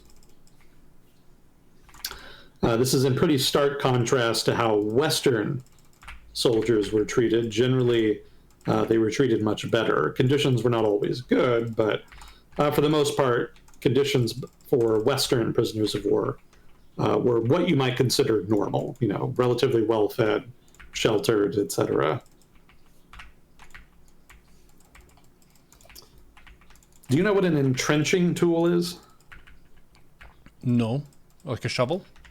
Yeah, pretty much. So like if you're an infantryman, a lot of the time, if you're going to hold a specific position, it's helpful if you kind of dig a foxhole so that you can hide in, so that you're harder to hit, etc. So in order to help infantrymen do that, they're generally issued some kind of entrenching tool so that they can relatively quickly dig a foxhole of some kind. So the Soviet army was no different. Everybody got an entrenching tool, but the Soviet entrenching tool in particular came to be known not just for its ability to help you dig holes, but also as a kind of melee weapon, especially in the Battle of Stalingrad. Very frequently, the fighting would be such that they were fighting hand to hand. And in those cases, a rifle is not that useful. Much more useful would be a knife or an entrenching tool. And a lot of infantrymen in the Red Army would actually prefer the entrenching tool. And the Germans kind of learned to fear it because, getting butchered to death with an entrenching tool is a pretty nasty way to die. Can imagine. And one of the reasons that the fighting would frequently be hand-to-hand in the Battle of Stalingrad is that the Soviets kind of knew that German fire support was superior, air support, artillery support, etc. So they would try to fight as closely as possible to the German infantry in order to preclude the usage of that fire support. So lots of grueling fighting in Stalingrad on that count. You've probably heard of penal battalions. These are basically battalions of prisoners that were either pressed involuntarily into the army or that volunteered, one or the other. So penal battalions were not uncommon. Generally, they were used to do things like clear minefields or to spearhead an offensive. As you might imagine, their casualties were very high. So basically cannon fodder. These were kind of transitioned over the course of the war into what were called shock armies. And shock armies, as you might guess, were specifically designed to spearhead offensives and to run into the teeth of German defenses. Their casualties also were pretty high, but shock armies were generally large enough also to overwhelm German defenses, at least on a localized basis, so generally more successful than the individual penal battalions had been. let's see, in 1941, Joseph Stalin's son was actually captured by the Germans. Have you heard this story?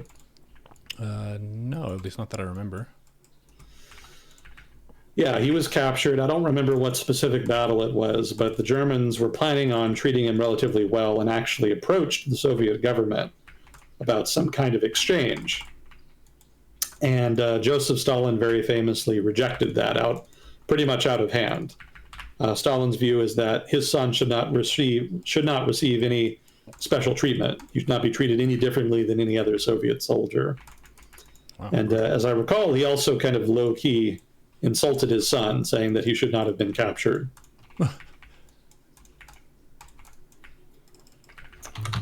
I don't think he survived captivity, but I also don't entirely remember. Maybe somebody in chat remembers better. Actually, that's a good cue for the usual disclaimer, which I haven't done yet. I'm not an expert in everything I talk about on here. I have more of a background in economics and foreign policy.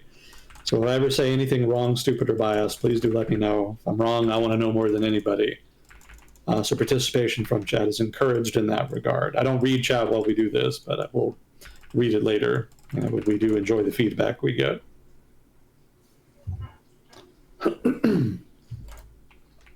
Have you ever heard of the Katyusha rocket launcher? Katyusha? No. Okay, so this was basically a truck that had a rack on the back of it on which were mounted rockets. And so what they would do is they would fire the rockets basically all at once. And the rockets were, I don't remember the yield, but the explosive power of an individual rocket was invariably much stronger than that of an individual artillery shell. So what the Russians would do is they would get a bunch of these Katyusha rocket launchers and they would fire them in volleys. And the destructive power was much greater than just a volley of fire from an artillery battery. And the Germans very quickly learned to fear the Katyushas because volleys from them could be very destructive. And the Soviets would very frequently start offensives with a volley of Katyushas. I recall the Germans actually put out bounties for the crews of Katyusha rocket launchers because they hated them so much. I think the Soviets also attached sirens to the rockets so that they would make a distinctive noise as they were flying towards their target. Just to fuck with them? Sorry, what? Just to fuck with them? Yeah, just to fuck with them, an intimidation tactic. Kind of like how the Germans put a siren on the Stuka dive bomber so that it would make a really loud noise while it was diving on a target. They didn't need to do that. It didn't offer any advantage. It was just meant to terrorize, ground troops. So the Soviets kind of returned the favor with the Katyushas. The Katyushas had a distinctive sound associated with them that the Germans learned to recognize very quickly. And when you heard it, you knew that you were kind of fucked and that you needed to run for cover.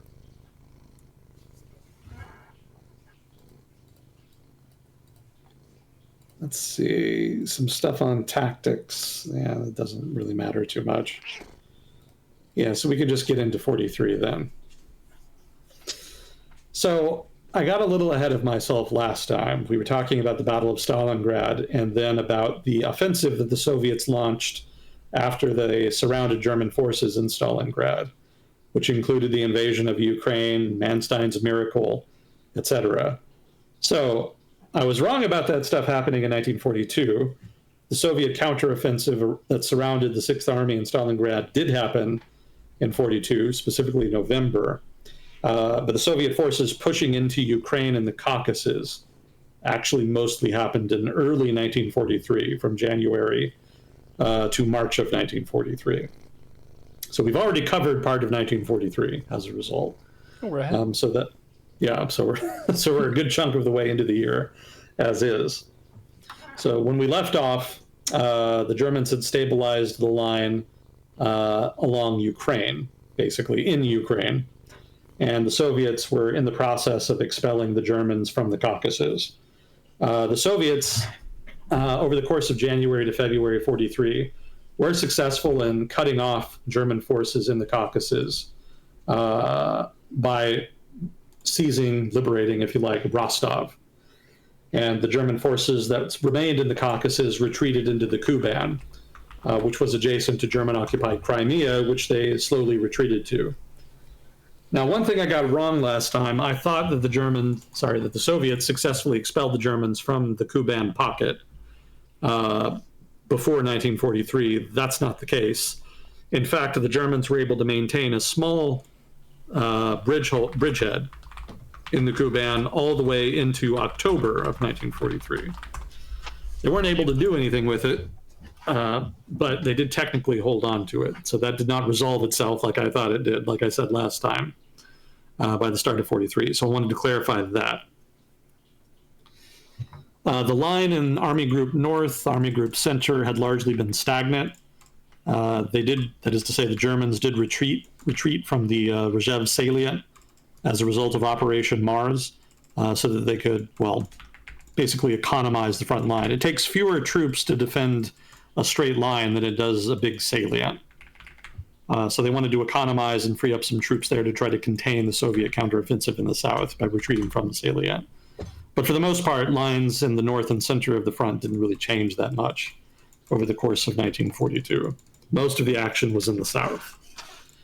So now, in 1943, after all of the drama of the Soviet counteroffensive and whatnot, things kind of quiet down around March, when the Rasputitsa hits and forces everybody to kind of stand down and regroup.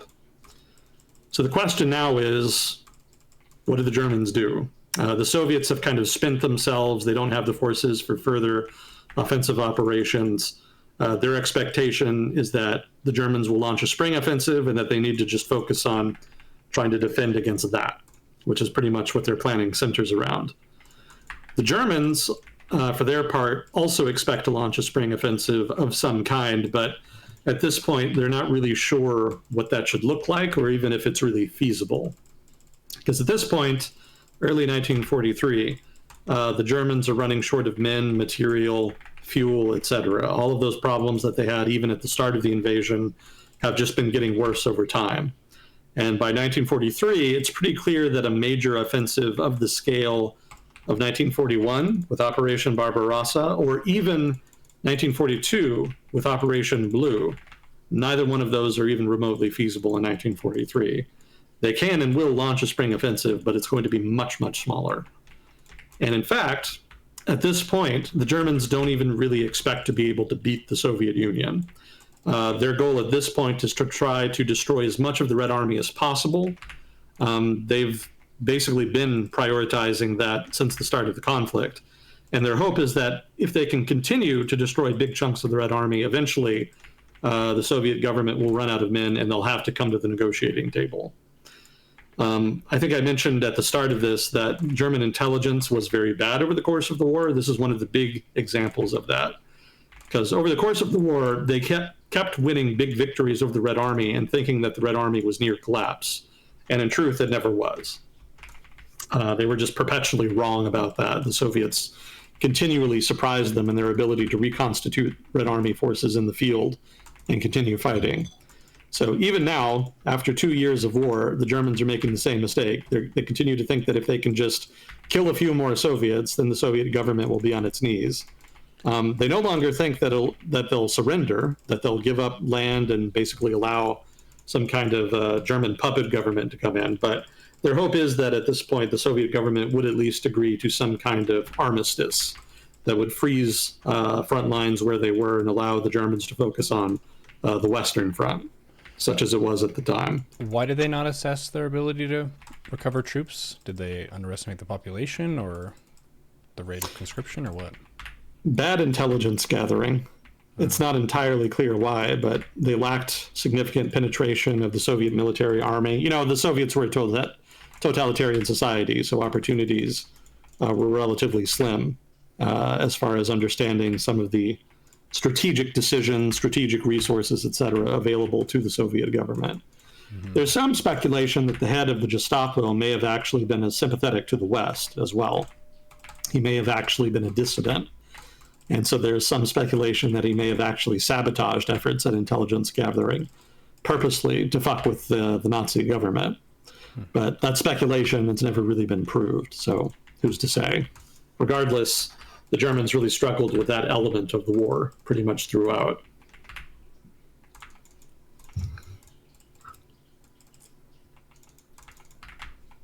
Hang on, bugs are flying into my mouth. Terran versus Zerg.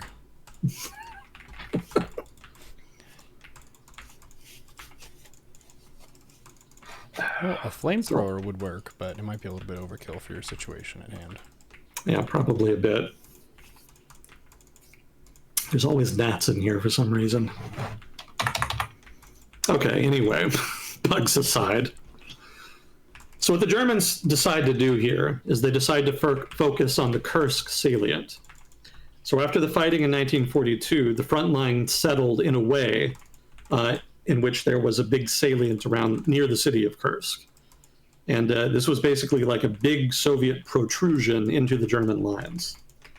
And so what the Germans wanted to do was to attack the flanks of that salient and pinch it off from the rear and create a big pocket that they could then reduce. They didn't really have ambitions beyond that. I don't think there were significant offensive operations that they were planning that would go for a major objective like Moscow or whatever. I think they did plan on trying to push the front back as much as possible, but I don't think they were all that ambitious by this point. So for the most part, they were just hoping to inflict a major defeat on the Red Army and hope that would force the Soviet government to negotiate.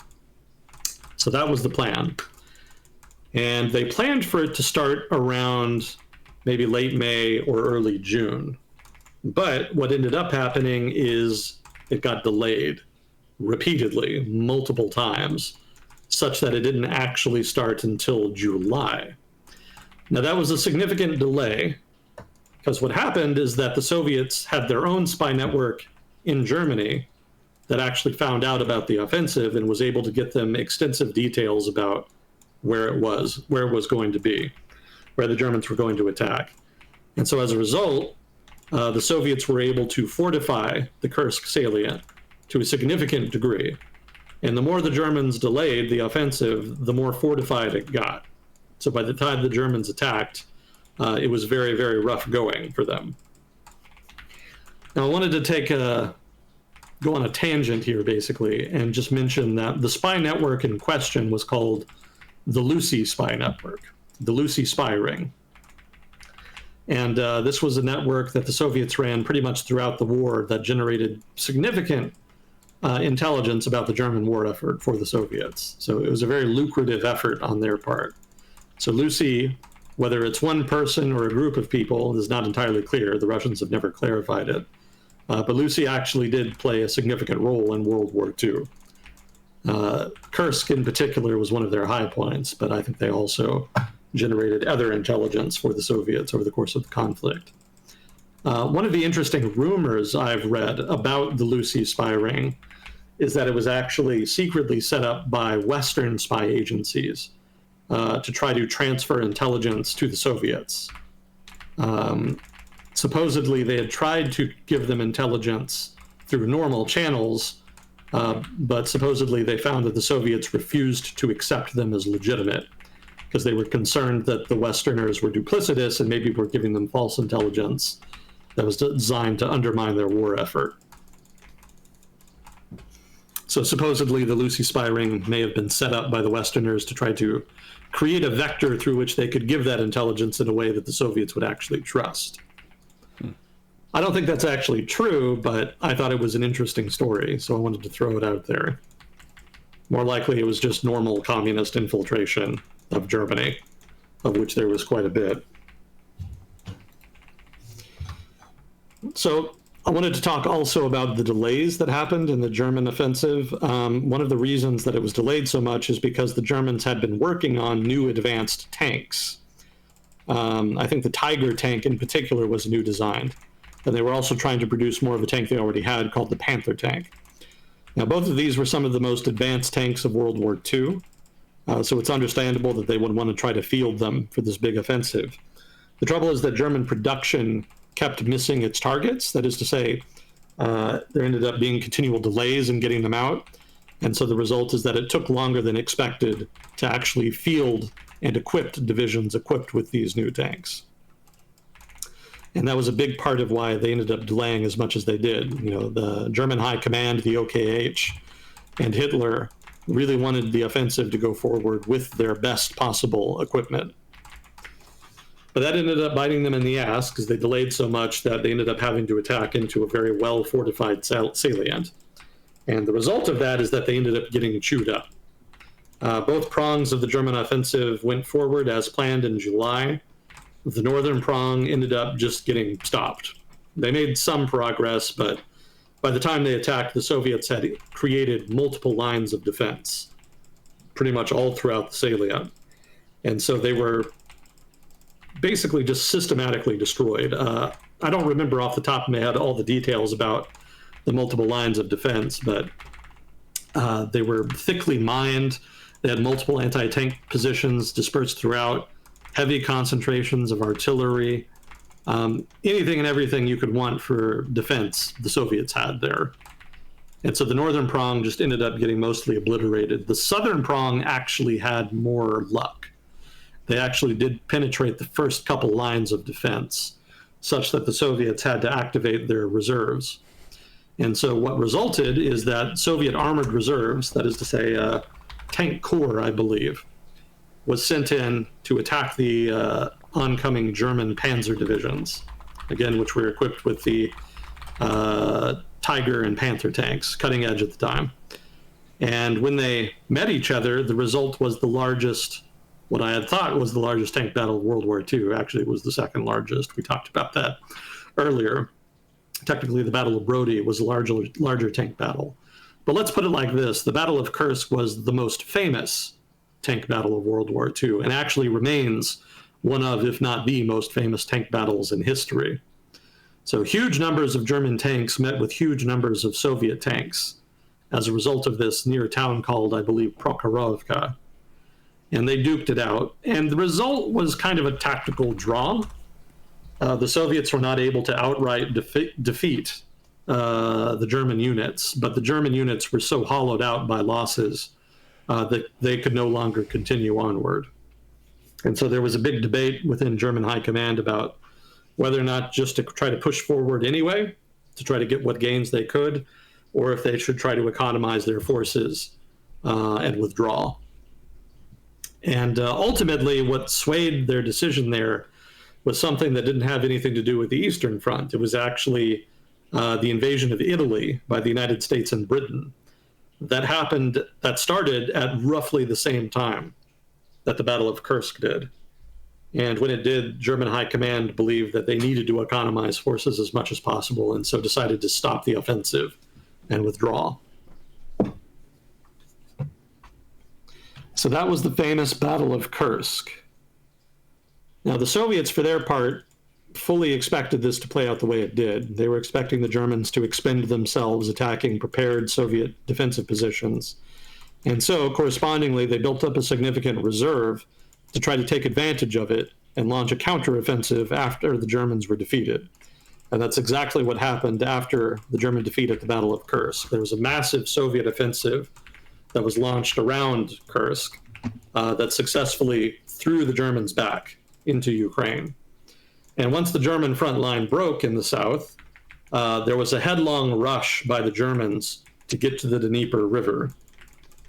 Now, the Soviets, for their part, were still struggling with logistical issues, didn't have enough fuel, didn't have enough trucks, etc. So they could only go so fast. And of course, they'd been burned badly by overextending themselves in the counteroffensive after Stalingrad, when General Manstein had cut off a good chunk of their advancing force and destroyed it in the middle of Ukraine. So ambitions were a little more modest here, and they were slower and more moderate in the pace of their advance. But German front lines, even so, collapsed anyway. And what they wanted to do was get back to the Dnieper, because that was pretty much the only natural defensive barrier in the area in Ukraine. Everything else was just flat. So what the German high command wanted was to retreat as fast as they could to the Dnieper River, fortify it as quickly as possible, and then just hold that line for as long as possible to try to force the Soviets into negotiations. So for about several months after the Battle of Kursk, I want to say the rest of July, August, September, October, I think for those months, it was just a race against time. Basically, the Soviets chasing the Germans to the Dnieper River, which they did eventually reach. But in the meantime, the Germans couldn't do anything other than local counterattacks to try to slow the Soviets down. There weren't any major battles, etc. It really was just mostly a fighting withdrawal, so to speak, I think is the technical term. And Hitler hated it. He complained the whole time. He wanted everybody to hold their ground and fight to the death. German high command thought that was stupid and argued with him relentlessly in this period. And relations between Hitler and his high command deteriorated significantly in this period. This period specifically was one of the dramatic events that kind of destroyed trust between them. Ultimately, high command was able to get its way, partly by lying. Hitler basically all but ordered them directly to hold their ground, and they found any and every excuse not to do that, such that they effectively ended up just retreating to the Dnieper as they'd wanted to. Now, once they got there, that is to say, to the Dnieper, they started fortifying as quickly as possible, and the Soviets, knowing that they were doing that, tried to cross the river as quickly as possible. And so there began a series of localized offensives along the Dnieper by the Red Army to try to find some place that they could cross it and use as a bridgehead to launch offensives against the Germans that would not require then actually crossing the river under fire. Now, their first big effort involved paratroopers, and I believe it was in the southern reaches of the Dnieper River that they did this. They had a massive operation involving huge numbers of paratroopers that were dropped behind the Dnieper, behind German lines, and the idea was to get them to attack the German rear and secure a bridge across the Dnieper. This failed pretty miserably, and this was the second time in the war that the Soviets had sent their paratroopers into the German rear in the hope of doing something like this, only to have the Germans basically just massacre most of them. I don't think the Soviet paratrooper formations recovered after this. They had successfully recovered from their destruction in 1941 when they were dropped behind German lines to help with the Soviet winter offensive. But this time, no recovery. I think what paratroopers there were basically just folded into the army and fought as regular infantrymen. So the first effort was a disaster. The second effort was actually much more successful. And surprisingly, the Soviets were actually able to force a crossing near the city of Kiev. You would think the Germans would have that area particularly well defended, since obviously the Soviets would really want to liberate a major city. But the Germans were convinced that Soviet efforts to cross the Dnieper would be focused elsewhere. Also, there were some marshes in the area that made it relatively difficult to cross and secure a bridgehead across the Dnieper. So the Germans thought that was particularly unlikely. So as a result, the Red Army was actually able to sneak a very small formation across the Dnieper north of Kiev. And once they secured a bridgehead on the other side without being detected, the Red Army rushed forces across in order to build up the bridgehead and fortify it, which they were able to do before the Germans detected it. Once the Germans figured out it was there, they attacked it, but by then it was too late. It was too well fortified. And the result is that the Soviets were able to establish that bridgehead and then use it to launch limited offensive operations to the north. Now, that pretty much took up November, December. And at that point, there was a question of how the Soviets proceed. But that kind of gets into 1944. Technically, the offensives that the Soviets planned at this point started in December, so I can talk a little bit about them, but we won't really be able to get into the meat of them until we get to 1944. So this was the three blows, as it was described in the Soviet Union at the time. I forgot to mention something earlier. I'll have to get back to that. So the three blows included three offensives across the front. One of them was in the north. It was designed to push German forces away from Leningrad, in particular Sinyavino, the heights to the southeast of Leningrad. Another offensive was designed to push into the middle of Ukraine. There's kind of a bend in the Dnieper River. So what the Soviets wanted to do was to attack in the northern and southern part of that bend to try to trap German forces in the eastern part of the bend. They successfully did so and created what came to be called the Korsun Pocket, where a significant number of German forces were cut off and eventually destroyed. And then the third blow, the third offensive here, was a Soviet push south into Crimea. Crimea is actually east of the Dnieper River. So when the Soviets pushed to the Dnieper River, they actually crossed the top of Crimea, but they didn't push into it until December as part of these 3 offensives. So the Cliff Notes version here is that the offensive in the north was successful and pushed the Germans away from Leningrad and effectively ended the siege of Leningrad, allowing the city to be reconnected by rail to the rest of the Soviet Union for the first time since 1941. The center offensive also successful. Like I mentioned, the Korsun Pocket destroyed a good chunk of the German army in the area. And then the offensive into Crimea, obviously, also fairly successful. The Germans didn't want to get cut off there and systematically destroyed. So they fought for a while, but mostly it was delaying action so they could withdraw forces. So that was 1943 in a nutshell. Most of it was just kind of finishing the counteroffensive after Stalingrad, and then building up to the Battle of Kursk, and then the Soviet counteroffensive after Kursk, which pushed into Ukraine and successfully crossed the Dnieper River.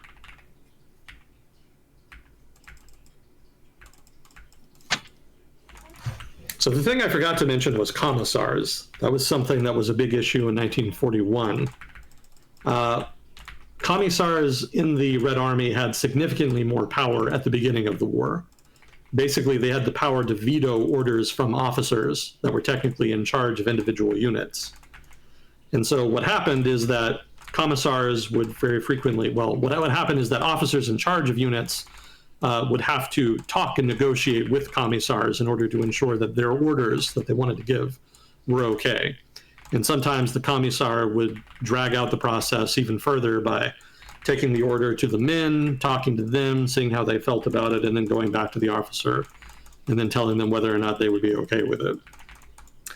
This process significantly complicated command and control, as you might imagine, and made it much harder for units to act reflexively and quickly in response to enemy action.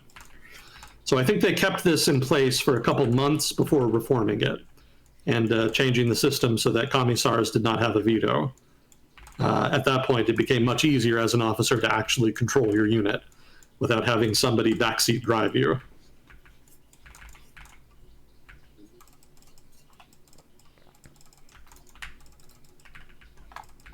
But that's all I had for 43. Like I said, it was much more straightforward than 41 or 42. And some of that, again, just has to do with the fact that both the Red Army and the Germans were kind of running out of men and material by this point. It was just getting harder and harder to conduct large offensive operations with any scale. Do you think the paratrooper attack not working was because they didn't penetrate deep enough in the rear? No, I don't think so. I think, you kind of have to be close to the front line because, again, the attack was meant to correspond with an attack that was designed to try to force the river crossing. And so if you deploy too far in the rear, you can't really assist with the countervailing offensive that's happening on the other side of the river.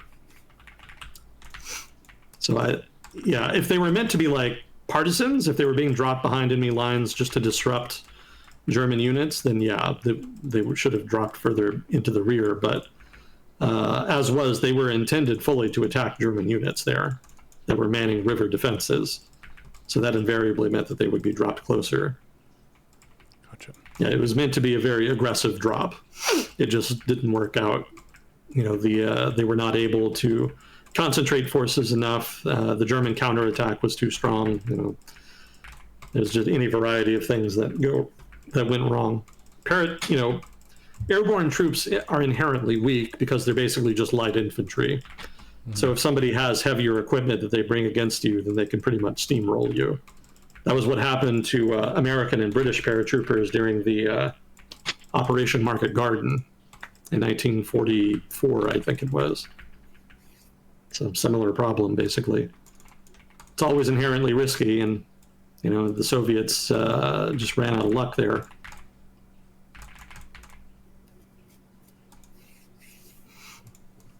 I wanted to point out, too, now that I think about it, Lend-Lease was not really available in large quantities in 1941. Relatively more was available in 42, but it really wasn't until 1943 that supplies from Lend-Lease really hit the Soviet Union in stride. So 1943 is really the first year when the Soviet Union and the Soviet Army in particular is able to significantly benefit from large amounts of support material, specifically from the United States and Britain. And I would point out that the stuff that they most appreciated was not really the tanks or the planes or stuff like that. What they really appreciated was stuff that was kind of a force multiplier. So trucks, for example, that helped them conduct mobile operations, fuel, very useful, ammunition, food, actually, especially food rations like Spam, canned Spam of one kind or another. That was much appreciated. Boots, much appreciated. Radios, also very useful, since the Soviets had you'll see a pattern here. The Soviets had limited light industry, so they didn't have the capacity to produce a lot of the minor consumer good type stuff to the degree that they needed. So Lend-Lease actually helped them out a lot in that regard specifically. Telephone line, actually they received a lot of shaped metal of one kind or another, not necessarily just steel per se, like blocks of steel of one kind, but rather steel that had already been shaped into like steel wire or steel plates or various kinds of shapes of steel.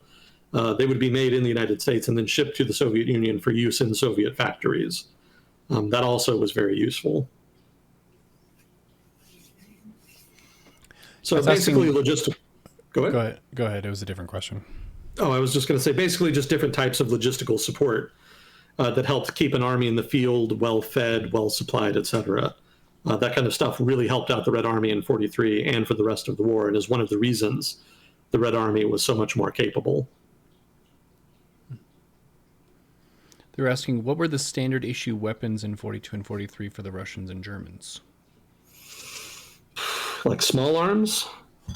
I'm not really a gun guy, so I don't really know the details well. For the Germans, I think their main heavy machine gun was the MG 32. I don't remember the exact number. It's a very well-designed gun, as I recall. High rate of fire, very reliable, etc. I think the main rifle was just a Mauser, if I'm not mistaken. It's kind of an old German rifle. Nothing particularly special about it other than, again, reliability. Submachine guns, I'm not sure. I don't think I can remember German submachine guns off the top of my head. For the Soviets, I think their main rifle was the Nagant Mosin, if I remember correctly. It's not as reliable as the German equivalent, especially given limitations of Soviet industry, but kind of served its purpose. As far as submachine guns, I think it was the Papatias, Papatia 41, Papatia 42. I think there was also like a PPS, but I don't remember specifically what that was. Yeah, Soviet submachine guns were designed to be very, very easy and cheap to manufacture. So they suffered from quality issues, but they never had a shortage of them. They always had as many as they needed.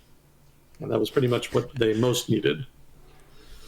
See if Whiskey says it tells you that you never played World War II era Call of Duty, because then you would know all of them. Yeah, I haven't. Yeah, so guilty. I've been much more, when it comes to hardware, I'm more about vehicles, so tanks, planes, etc. I never really got into the small arms side of it so much, so I'm not as familiar with them. Chet's also saying that the MG42 was the base for the heavy blaster in Star Wars. Check out that. Then I googled the AK-47 because that's the gun that I know is made by the Soviets. It was 1947 was when it was first produced, so after World War II. AK-47, there's a hint there, it was made in 47. That's true, but the guy who made it, Kalashnikov, actually designed early models of it during the war. Oh. So they were used to a limited degree in 1945. And the Germans actually had their own equivalent of that. They actually created their own assault rifle in 1945. I don't remember the name of it, but they weren't able to make very many. But technically, they did have one. Yeah, the German army had all kinds of weird sci-fi type shit in 1945. I'll try to remember to talk about it when we get to it. Mm-hmm. I think I remember you saying that they had night vision, like the earliest forms of it. They did. Yeah, night vision in their tanks. I think specifically, I don't know if they had goggles yet at that point.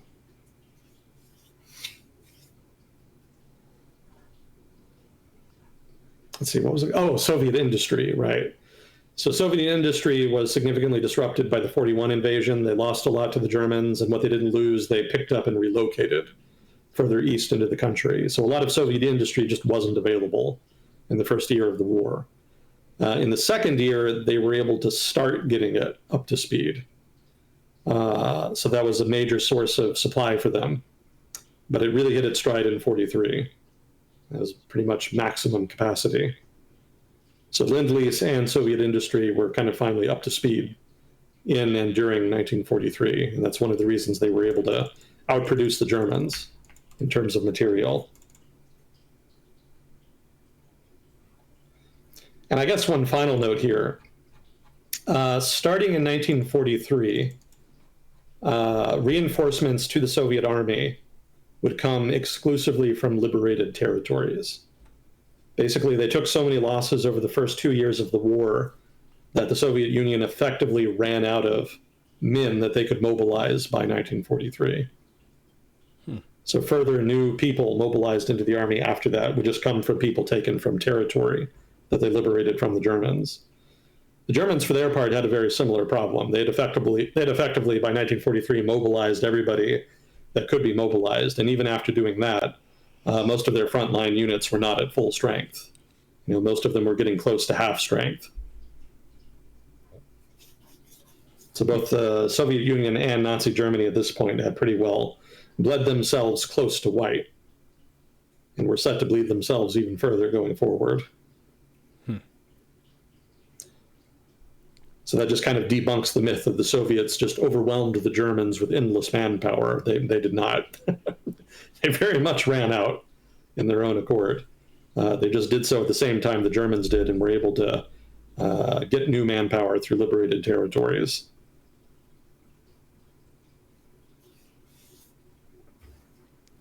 Apparently, Kalashnikov also produced a vodka that was apparently pretty good. They were saying that that was the best product of Kalashnikov.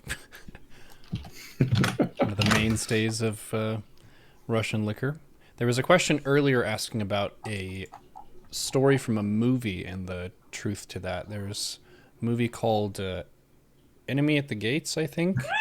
In Stalingrad, where it's set. He's laughing. What does that mean? I've seen the movie. I know what he's talking about. So what specifically did they want to ask about? There was some war hero in it who, I guess, did a bunch of stuff. Vasily Zaitsev. Yeah. What's that story? Vasily Zaitsev was the most sniper. was the most. Sorry, he was the most sniper of all snipers. He was the most sniper. He was the most famous Soviet sniper of the war. There we go. Sometimes I can talk. Yeah, that's the story, basically. The Enemy at the Gates is the story of the most famous Soviet sniper of World War II.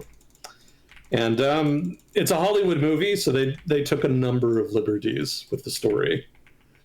He actually was quite prolific. They did not take liberties with that side of it, but sort of the weird drama with like the woman that he was trying to have sex with and some of the other stuff. Yeah, that was kind of bullshit. I think one element they did get right is that there was a German sniper that he dueled with, and I think he did win that.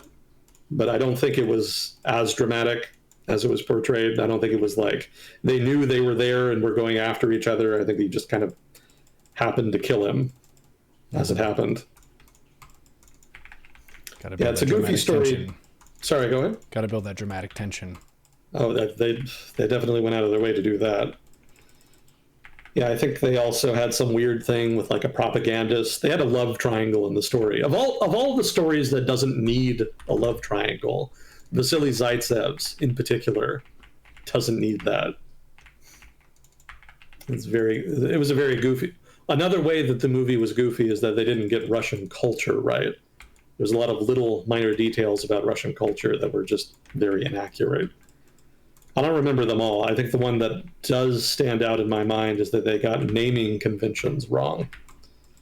So in Russia, your family refers to you by your last name, generally modified according to some kind of patronymic, and then your friends generally refer to you more by well, no, people who don't know you refer to you by your first name, something to that effect, if I remember correctly.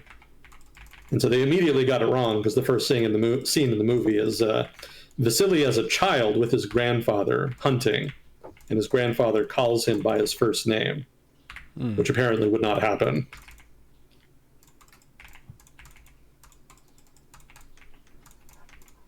Yeah, it's an interesting movie, if only because the Eastern Front is very rarely portrayed in Western media. So it is nice to see the front getting some attention for once. But in terms of historical accuracy, it was not especially accurate. Not the highest scoring film. Yeah, it's kind of a fun movie more than an accurate movie. I think one element of the romance story that actually was accurate is that Zaitsev actually did have a girlfriend at the time, but apparently she thought he died at some point. At some point, she was informed that he had died, or it was some kind of mistake or something. And she didn't find out. Actually, neither of them found out that the other had actually survived. Well, maybe she didn't find out he survived until decades later. I don't know what his deal was. Maybe he just thought she broke up with him or something, stopped giving a shit. But basically, they didn't find out that actually, he was still alive until much, much later. And she was a little bit upset about that, as you might guess. But unfortunately, that was not uncommon. Its administrative capacity in the Soviet Union was not great. And there was just so many deaths, so many people who disappeared over the course of the war that, lots of people just kind of, you never heard of them again. You weren't even necessarily sure if they died or not.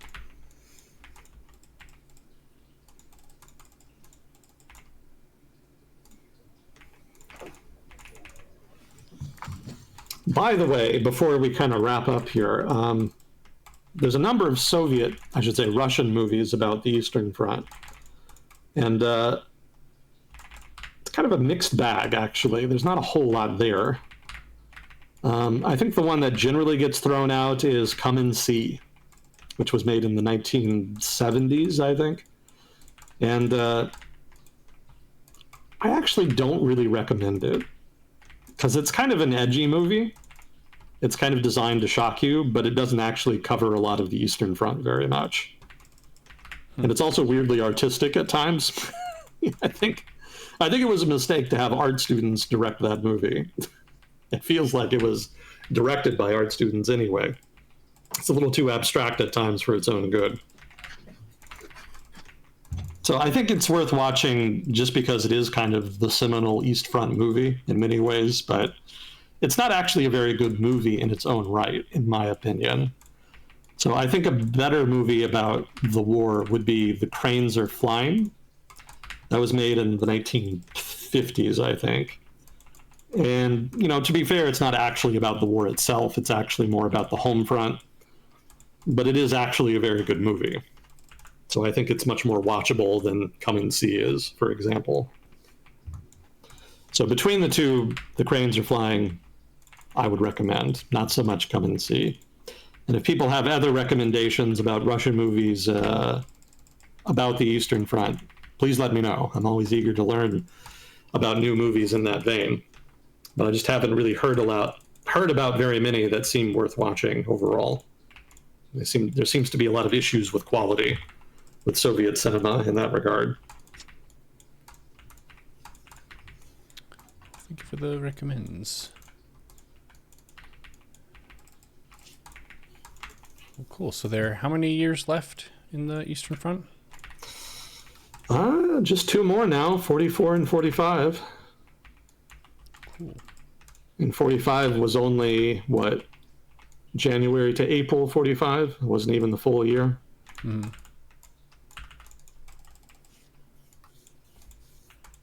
So getting pretty close now. For Appreciate you going through it. There's a lot that happened in World War II. For those who are newer to this segment, we have the Pacific Theater as well, which you can find in that Agent Smith or World Discussion playlist on my YouTube. So that was Pacific Ocean stuff, mainly US and Japan, kind of working against each other. Yeah, we spent a bunch of time on that. We spent a bunch of time on that a few years ago. Mm-hmm. Kings and Generals is actually still doing that. I don't remember when it was. I think it was a couple of years ago as well. They started doing a series on the Pacific War, and it's still ongoing. It's very, very detailed. But I think it's behind a paywall for the most part, so you can't really see a lot of it. It was actually Kings and Generals starting up their series on the Eastern Front that kind of compelled me to start doing this after putting it off for so many years. I want to try to get ahead of it a little bit. Nice, I respect it.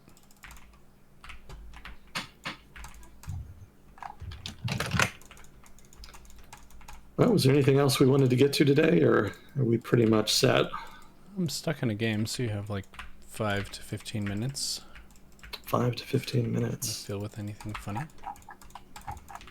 Oh, has there been any dumb shit happening lately? My brother in Christ, there is always dumb shit happening. There's always dumb shit happening, yeah. Now, let me see. Nothing's jumping out at me.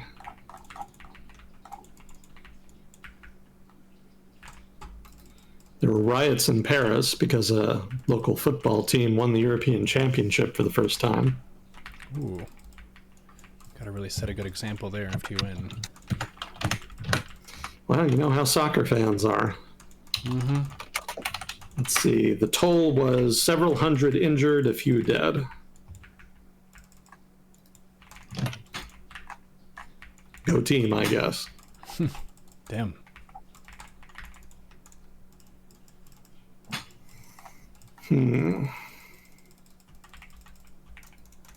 I could have sworn there was something weird that happened, but it doesn't. It's not coming to mind.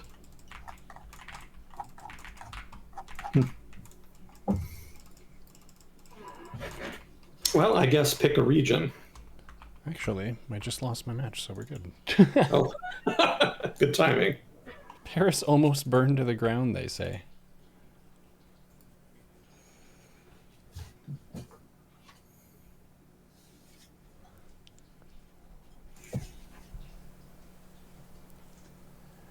It's not Smith's strong point, but there's a historical author named Peter Fitzsimmons that has a handful of books about Australia's involvement in World War II. You recommend Kokoda to learn about some of the involvement in the Pacific. Oh, cool. Yeah, I've definitely heard of Kokoda Trail. New Guinea campaign. I think there was a lot of fighting on Bougainville, too. But yeah, I could always stand to learn more. I'm pretty bare bones when it comes to Australia in general, so I appreciate any recommendations. Thank you.